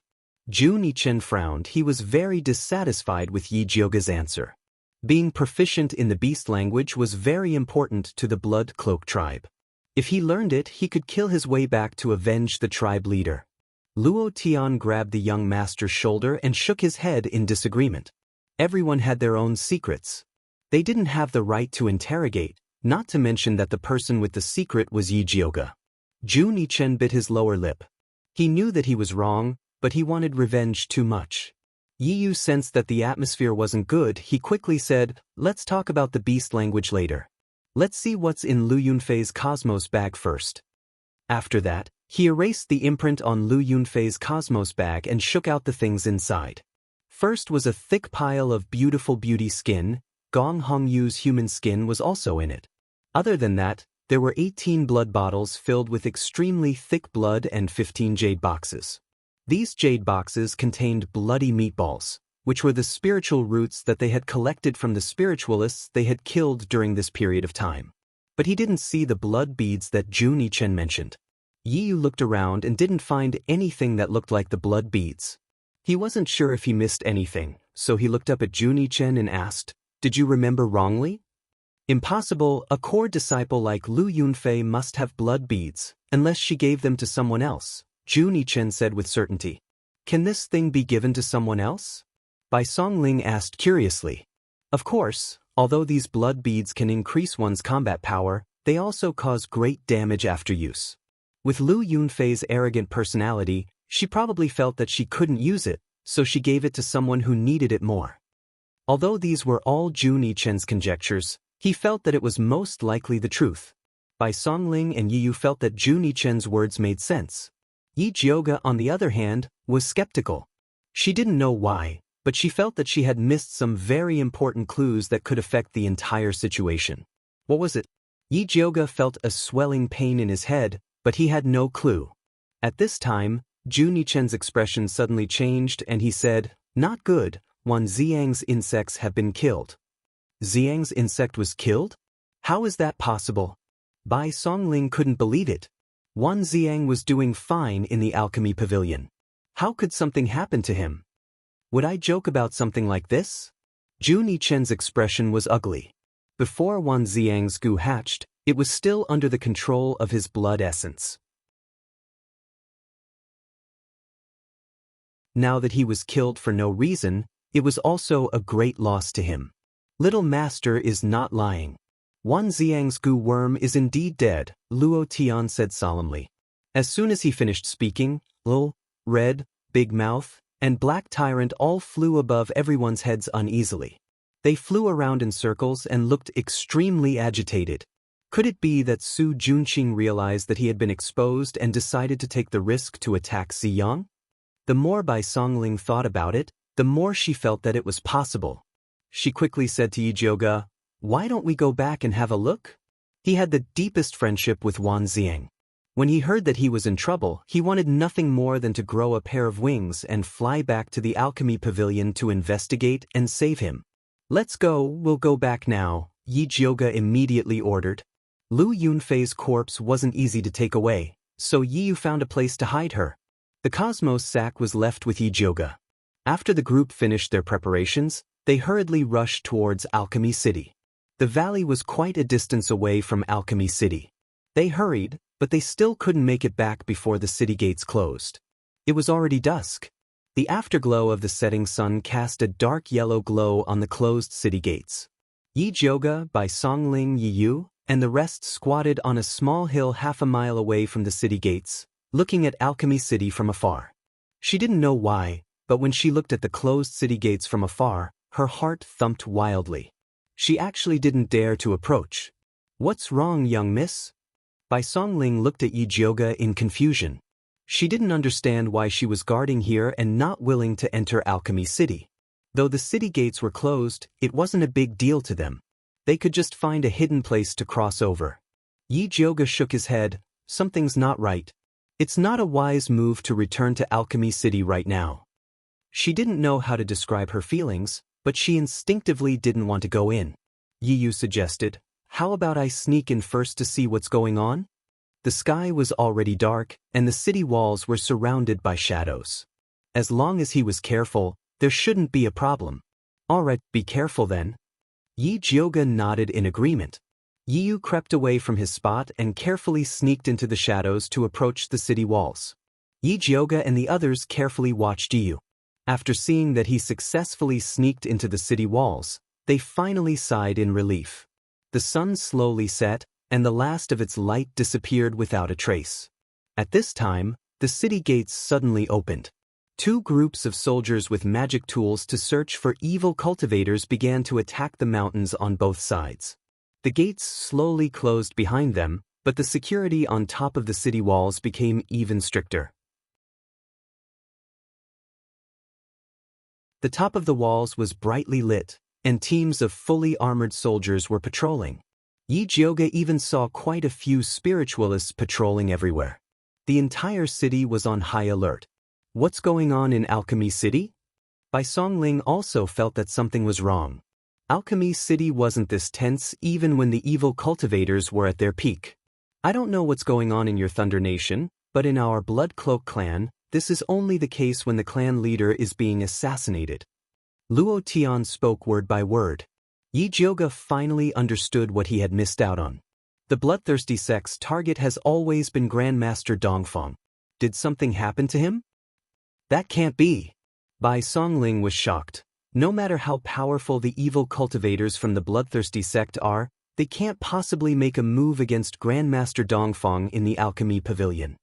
If they were really that powerful, everyone in the Alchemy Pavilion would be dead already.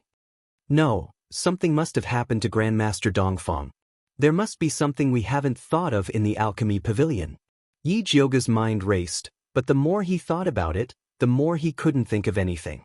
At this time, the treasure-seeking scorpion's voice came from the pouch. Master, I heard from Lu Yunfei that there was a demonic cultivator called Old Xiong who not only ruined most of her human skin, but also stole the blood bead that the ancestor gave her. She even said that when she returns, she must report him to the ancestor.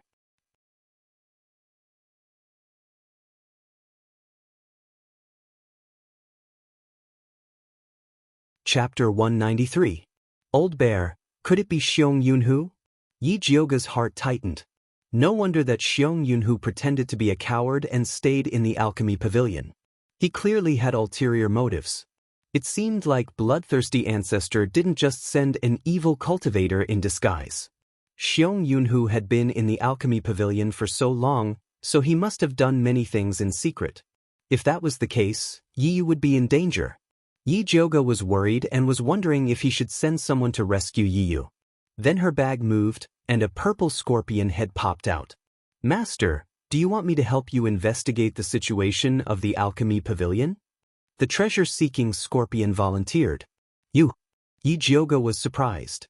He did not expect the treasure-seeking scorpion to be so proactive in helping him. However, now that the Alchemy Pavilion was so heavily armed, She was worried that the treasure-seeking scorpion would just be delivering itself to its doorstep. "Master, don't look at me like this. I'm actually very good at burrowing underground," the treasure-seeking scorpion said as it waved its two pincers. Many of these treasures were buried deep underground. If it didn't have some skills, how could it have found them? "All right, then go ahead and give it a try. Do what you can and retreat if there is any danger." Yi Jiuge nodded. If he burrowed into the ground, it would not be a big deal. Last time, the treasure-seeking scorpion was able to sneak into her window without making a sound, so it must have some ability. "All right, I'll go now." The treasure-seeking scorpion crawled out of the bag and prepared to set off. "Wait a minute." Yi Jiuge called out to the treasure-seeking scorpion and poured out a spirit beast pill for it before saying, "Replenish your strength." "Leave it for my wife." The treasure-seeking scorpion immediately said, "You eat first. If this matter is done well, I will reward you." Yi Jiuge stuffed it into the treasure-seeking scorpion's pincers. The treasure-seeking scorpion already had some intelligence. Although it felt bad for its wife, it wanted to complete the mission and obtain the reward. He immediately ate the spirit beast pill, then landed on the ground and disappeared in front of Yi Jiuge's eyes. Yi Jiuge opened his spiritual eye and saw a faint purple shadow heading towards Alchemy City at a rather fast speed. Relieved, she opened the bag and looked inside. The female scorpion was sleeping quietly in the corner. It had been abused before and its body was very weak. After eating the spirit beast pill, it automatically entered a state of deep sleep to repair itself. On the other side of the bag, the fat black rat was still hugging its tail, curled up into a small furry ball and sleeping. Yi Jiuge poked its chubby body and whispered, "Black fatty, black fatty." The fat black rat did not react at all. Yi Jiuge simply took it out of the bag and rubbed it in his hand. But the fat black rat was like a dead pig, not responding at all. If it weren't for the fact that its body was still warm, Yi Jiuge would have thought that it was dead. Ever since this fellow drank her blood essence, he had been in a state of deep sleep. She had no idea what was going on. This black fatty was becoming more and more mysterious. He had to figure out its origins. If only Zishang was here. This fat black rat was most afraid of him. Yi Jiuge could not help but sigh. Bai Songling thought that she was worried about Wan Ziang, so she comforted her, "Miss, you don't have to worry too much. Ziang is blessed by the heavens. He'll be fine." "I hope so." Yi Jiuge stuffed the fat black mouse back into the belt and was about to tell Bai Songling and the others about Xiong Yunhu. A ray of purple light suddenly shot back from the city wall. It was the shadow of the treasure-seeking scorpion. Why did it return so quickly? Yi Jiuge was shocked. She immediately opened her spiritual eye and saw a gray shadow following behind the treasure-seeking scorpion. She could tell that the shadow was Yi Yu. Yi Yu's shadow was flickering. It seemed that the situation was not good. Yi Jiuge immediately sent Bai Songling and Luo Tian to help. Yi Yu was already an arrow at the end of its flight. He was holding on with his last breath. Seeing Bai Songling and Luo Tian, he finally relaxed and collapsed. Bai Songling carried Yi Yu on her back and Luo Tian protected him. The three of them quickly returned to their original position. "Let's change locations," Yi Jiuge immediately ordered. Although there were no pursuers, they could not stay in one place for too long. Zhu Nichen led the way. The group moved to an even more secluded forest before settling down. Yi Jiuge immediately treated Yi Yu. His face was deathly pale. His eyebrows, sideburns, eyes and lips had turned a strange dark red. His entire body was boiling hot. Even his breath was hot. It was obvious that he was poisoned. Black Overlord was lying on Yi Yu's neck. Its originally black body had turned dark red. "How is Yi Yu?" Bai Songling asked worriedly. "He's fine." Fortunately, Black Overlord absorbed most of the poison. Otherwise, even if he didn't die, he would be half dead. Yi Jiuge fed Yi Yu some frost powder. Then, he took out the Thunderfire needle and started to stab Yi Yu. Drops of fiery red blood dripped down, burning small holes in the grass. What a tyrannical poison! Bai Songling was shocked. Her gaze landed on Black Overlord again. Then she glanced at Little Mute. Bloodthirsty sex poison techniques were strange and unpredictable. If not for the protection of little Mute's goo worms, Yi would have died many times. When Bai Songling thought of this, he couldn't help but touch Big Mouth on his wrist. He secretly decided that he must ask Yi Jioge for more spirit beast pills to cultivate Big Mouth. After Yi Jioge forced the fire poison out of Yi Yu's body, he stabbed his Rinzhong acupoint. Yi Yu's body trembled. He finally woke up. As soon as he opened his eyes, he struggled to sit up and said in a hoarse voice, "Not good." "What's not good? How is Xiang?" Bai Songling asked impatiently. "Xiang is locked up in prison," Yi Yu said with a pale face. "What? Who locked him up?" Bai Songling shouted angrily. Although Wan Xiang's military power was taken away, he was still the emperor's man. Who dared to touch him? "It's the crown prince." Yi Yu gritted his teeth and said, he and Su Junqing took advantage of Xiang's serious injuries to tie him up. They even crushed Xiang's goo worms. What right does the crown prince have? What about Master Dongfang and Li Zijuan? Are they just going to sit back and do nothing? Bai Songling suddenly thought of this. Her expression changed drastically. Are they also bewitched by Su Junqing's bewitching art? That's not right. If he wanted to bewitch them, he would have done it long ago. Why wait until now? They weren't bewitched. I heard people from the alchemy pavilion say that Xiang was bewitched by evil cultivators and secretly poisoned Master Dongfang and Li Zijuan. Now that Master Dongfang is unconscious and Li Zijuan is in danger, the entire alchemy city is in chaos. Yi Yuxuan joined hands with the crown prince. With the help of the alchemy pavilion's second-in-command, Zhang Peng, they took over Alchemy City's defense. They believe that Xiang is the murderer and said that we are also evil cultivators in disguise. They want to arrest us. Yi Yu took a deep breath and continued, the worst thing is that Gong Honglei suddenly came back this morning. He heard that Master Dongfang was harmed by Wan Xiang. He immediately stood on the crown prince's side.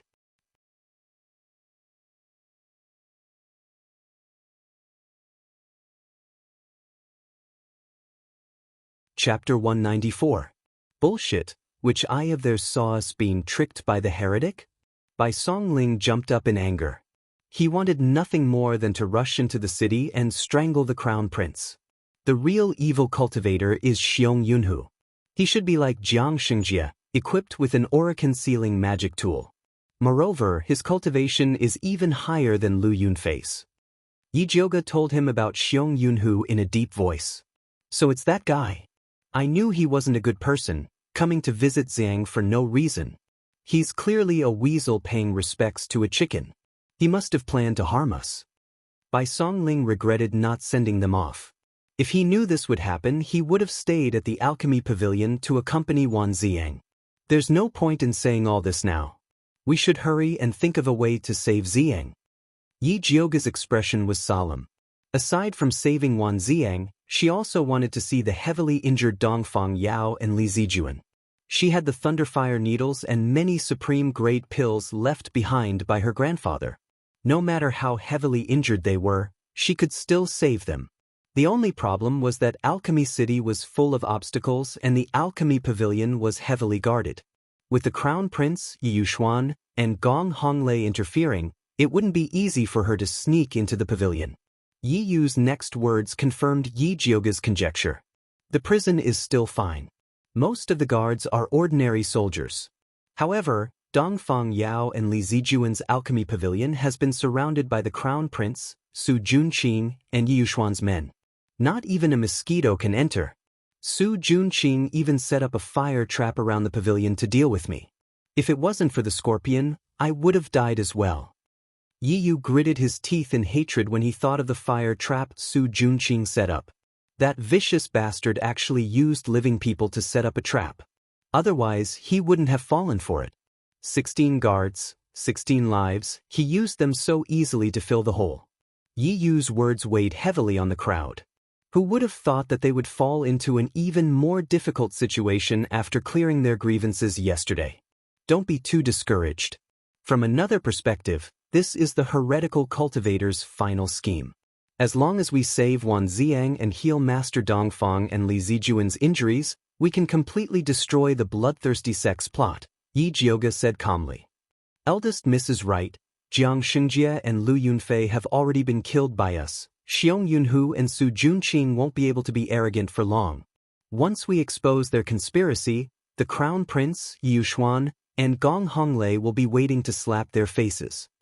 A ferocious smile appeared on Bai Songling's face as he said, "They are helping the evil cultivators to open the way for them. They should be the ones who colluded with the evil cultivators." That's right. When the time comes, we'll be the ones to see how they clear their grievances. Yi Yu's spirits were lifted at the thought of this. He had thought that it would take many years to bring down the Su family and the Crown Prince to avenge his family. He did not expect that the hope of revenge was right in front of him. As long as he defeated Su Junqing, the Crown Prince who colluded with the evil cultivator would not have a good ending. Then what are we waiting for? Let's go, Bai Songling said in high spirits. Even the treasure-seeking scorpion squeaked as it stood on Yi Jiuge's shoulder. Yi Jiuge was a generous master. Since he had made a great contribution, he would definitely benefit from it. A bunch of idiots. Jun Yichen was expressionless as he ridiculed. They were clearly going to Alchemy City to die, but they were bragging about it as if it was a hero's medal. Being an idiot is not bad. Luo Tian smiled. He had been very strange before. Wan Ziang, Bai Songling, and Yi Yu were not simple characters. Why would they listen to Yi Jiuge's every word? Even his awkward and arrogant little master was completely convinced by her. Now, he finally understood. Yi Jiuge had a mysterious brilliance about her. No matter how difficult the situation was, she would always be able to overcome it. If Yi Jiuge knew that Luo Tian had such a high evaluation of her, she would definitely smile bitterly. She was just fooling people. Although she had fooled everyone to build up their confidence, she did not dare to recklessly bring them into Alchemy City. Her plan was to rest for 6 hours first. When the city guards were at their most exhausted, they would sneak in. Everyone expressed their approval of this plan. After they killed Jiang Xingjie last night, they rushed back to Alchemy City. Then they fought with the Crown Prince, Yu Xuan, went to see Wan Ziang, and then hurriedly went to kill Lu Yunfei. After going back and forth, they were already very tired. If it weren't for their strong physiques and Yi Jiuge's pills, they would have collapsed long ago. Luo Tian and Jun Yichen volunteered to keep watch. Their physiques were stronger and they were better at keeping watch.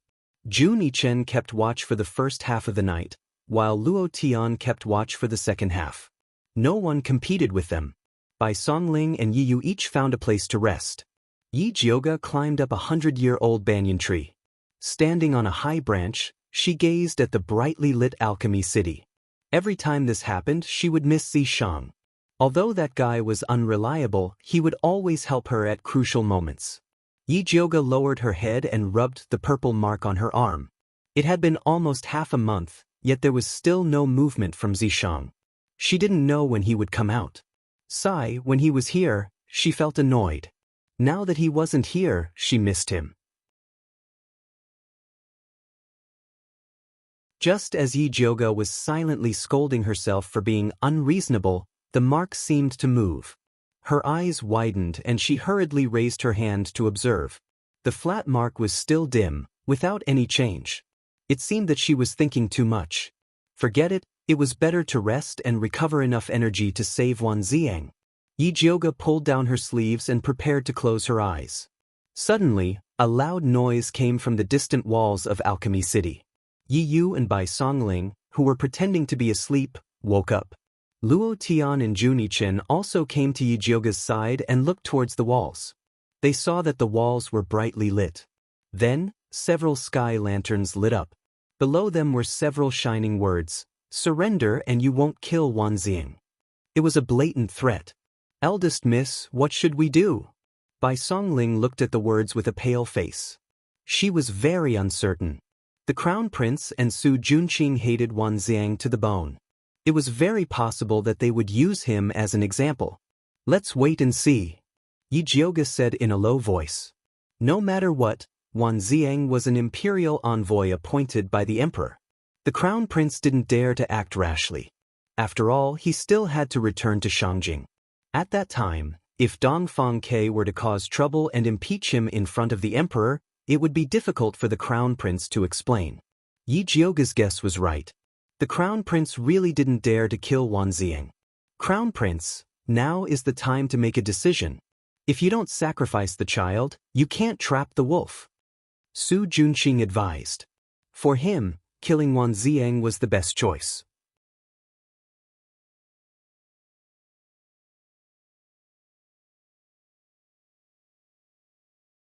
Chapter 195. Wan Zieng is my father's man. If I deal with him rashly, I will anger my father. The crown prince disagreed firmly. He knew his father too well. Although he could sentence Wan Zieng to death based on the fact that he had slandered him, his father had no right to kill him.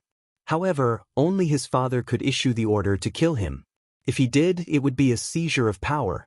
Your Highness, there is no need to worry. The plan for the capital is a success. Even the emperor is no cause for concern. Su Junqing's words were straightforward. The spies in the capital had already started to attack Emperor Xuanwu. There was no need to care about his anger. Let's wait until they succeed. The crown prince glanced at Su Junqing. It was not that he did not believe in Su Junqing's ability. It was because his father was a spiritual master, and there were many experts protecting him in the palace. It was unlikely that he would succeed. Therefore, he had to be prepared for both eventualities. Seeing that the crown prince would not listen to him, Su Junqing gave up. Anyway, Wan Zieng was doomed. There was no need to fall out with the crown prince over such a small matter. He changed his mind. Since you are unwilling to use Wan Zieng as bait, let's use someone else. Who do you want to use as bait? The crown prince was confused. Other than Wan Zieng, they did not have anyone else. I heard that Yi Jiuge loves her maidservants very much. I wonder if it is true. Su Junqing smiled sinisterly. Previously he'd used the young maid, Hua Dai, as bait and successfully lured Yi Jiuge to the pile of rocks. This time he would use Yu Dai as bait. In the Flying Frost Pavilion in the Medicine Refinery Complex, Yi Rui clenched her small fists and stood in front of Yu Dai. She glared at Yi Shanshan like a little beast and said, "No, Yu Dai is my maidservant. You cannot take her away." Fourth sister, Yu Dai is eldest sister's maidservant. How did she become yours? A cold smile flashed across Yi Shanshan's delicate face. She said slowly, "Eldest sister has committed a heinous crime. I advise you not to get involved in this mess. Eldest sister is not a sorcerer. You are the ones who are falsely accusing her," Yi Rui shrieked angrily. This morning, big sister had clearly cleared her name. Suddenly, something happened to Master Dongfang, and the situation was reversed. She didn't understand what had happened, but she clearly saw her father and second sister adding insult to injury. Together with the crown prince, they wronged eldest sister. "Shut up." Yi Shanshan narrowed her eyes. Suddenly, she raised her hand and slapped Yi Rui. Yi Rui was only 7 years old this year. Although she had outstanding potential, she had not been cultivating for long. She was far from being Yi Shanshan's match. She was immediately sent flying with a slap, crashing into a pile of tables and chairs. Fourth young mistress.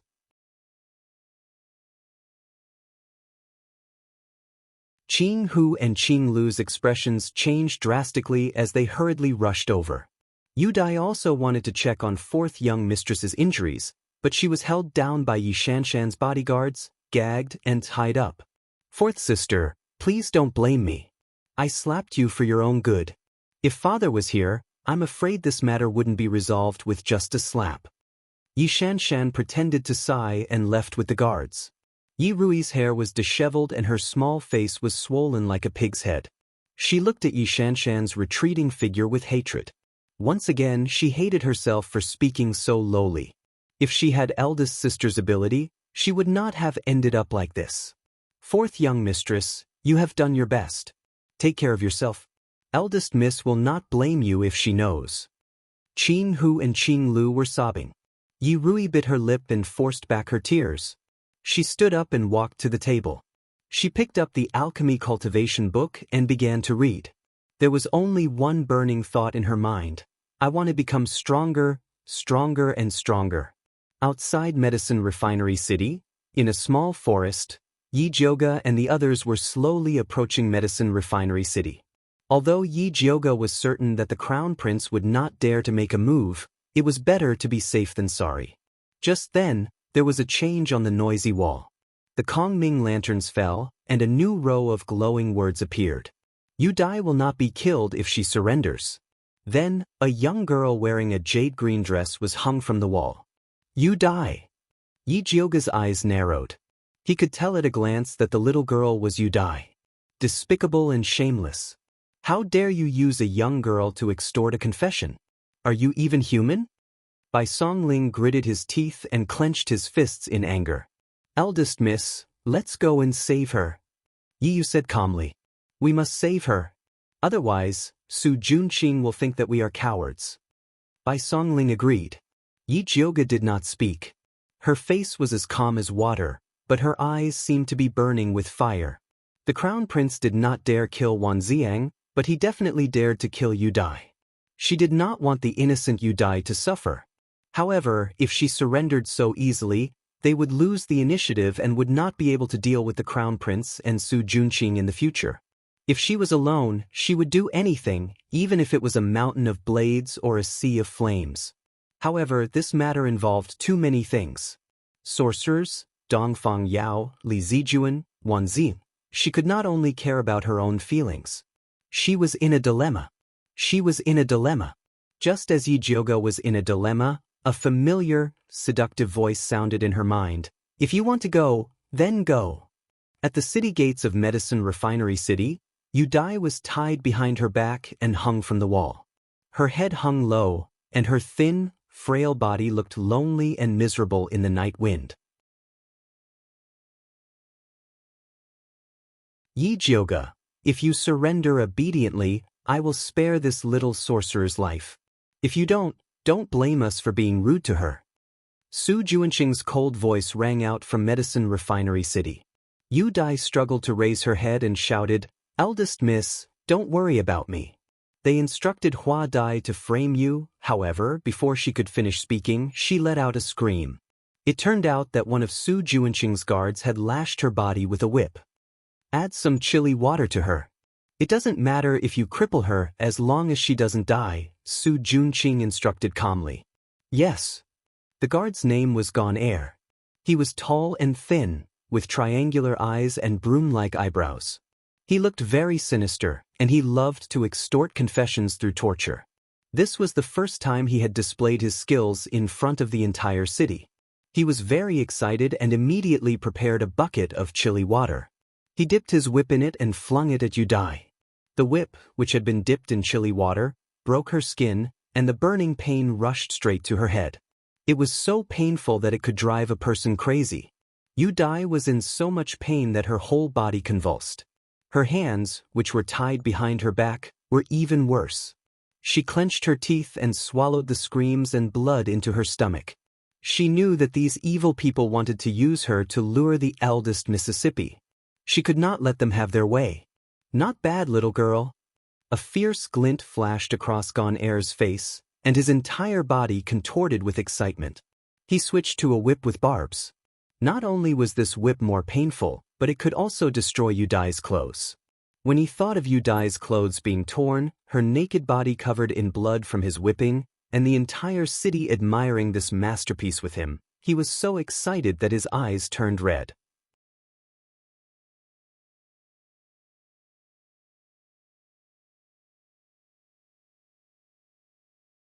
Chapter 196. Little girl, enjoy it. Gone Air raised his whip covered in chili water and lashed it towards Yu Dai's chest. Yu Dai closed her eyes and gritted her teeth, waiting for the pain to come. However, the pain didn't come. Instead, the ropes binding her snapped and the wind whistled by her ears. Yu Dai suddenly opened her eyes and saw a sky-blue figure floating towards her, carrying her as they landed safely on the ground. Young mistress. Yu Dai looked at the beautiful face in front of her and thought that she was dreaming. It's fine now.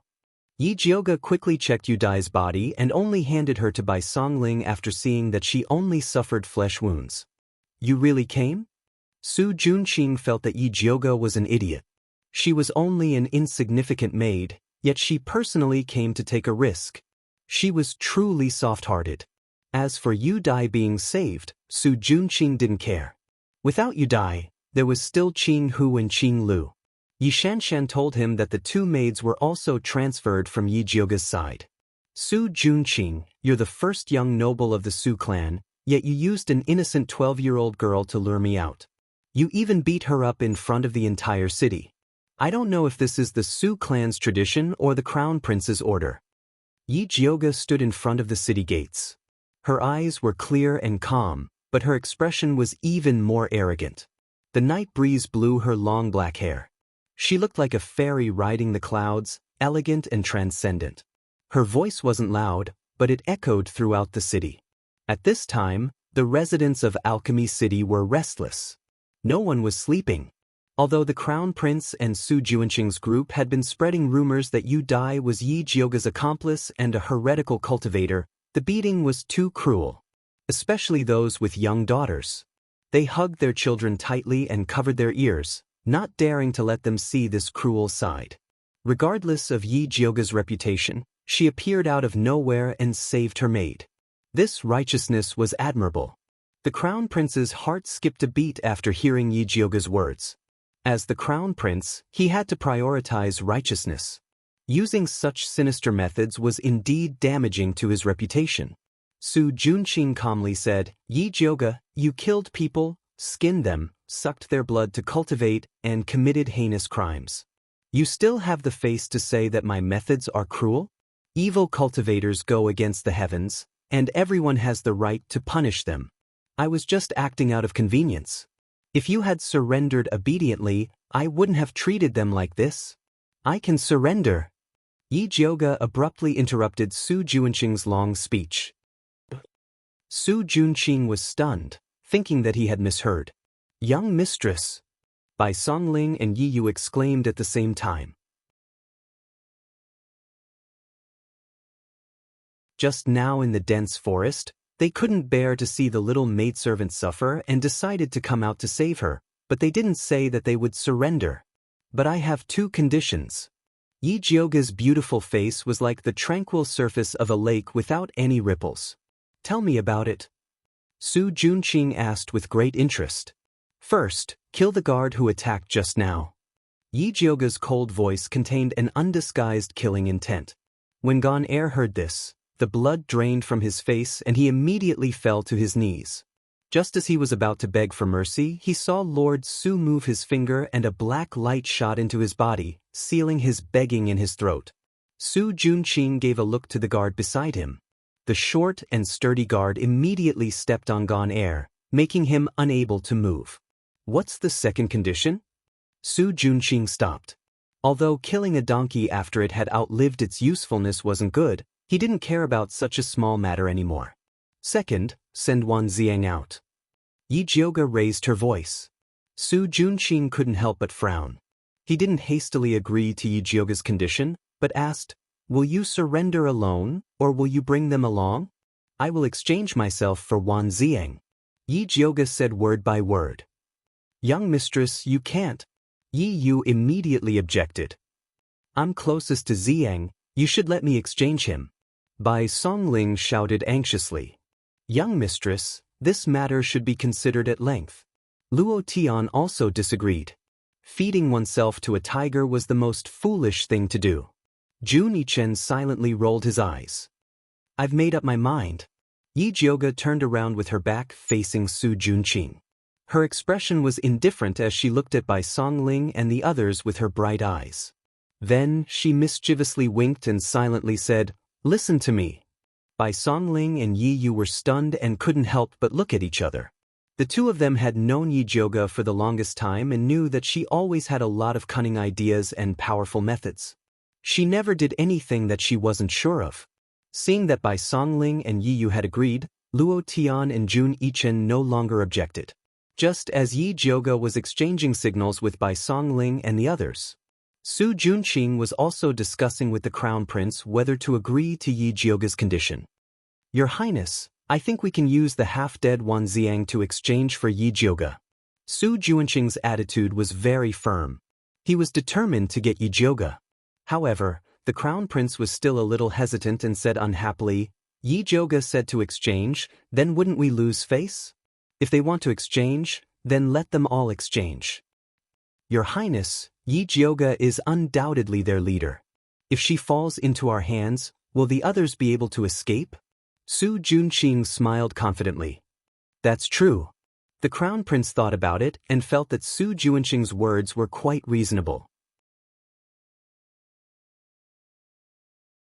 He smiled and said, Yi Jioga really is an idiot.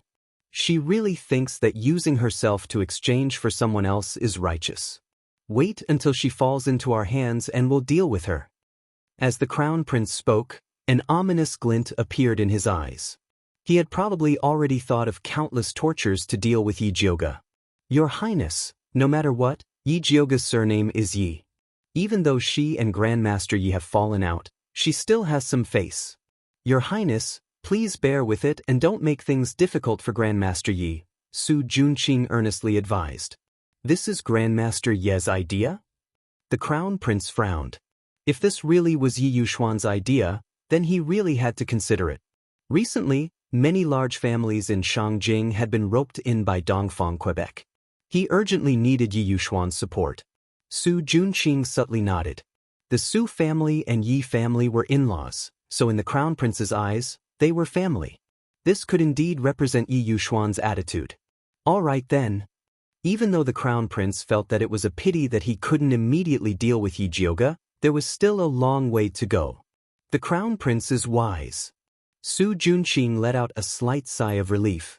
Yi Jioga was someone that the bloodthirsty ancestor wanted, so he definitely couldn't be lost. After Su Junqing and the crown prince finished their discussion, he ordered the guards beside him, go and bring Wan Xiang over. The guards obeyed and left. Su Junqing then said to Yi Jioga, who was at the bottom of the city wall, I agree to your conditions. To show my sincerity, I'll give you the first condition. With that, he threw Gone Air down the city wall. You're tuning in to the Wang Lin's Journey YouTube channel. Don't forget to subscribe and join us on this journey to catch the most captivating stories.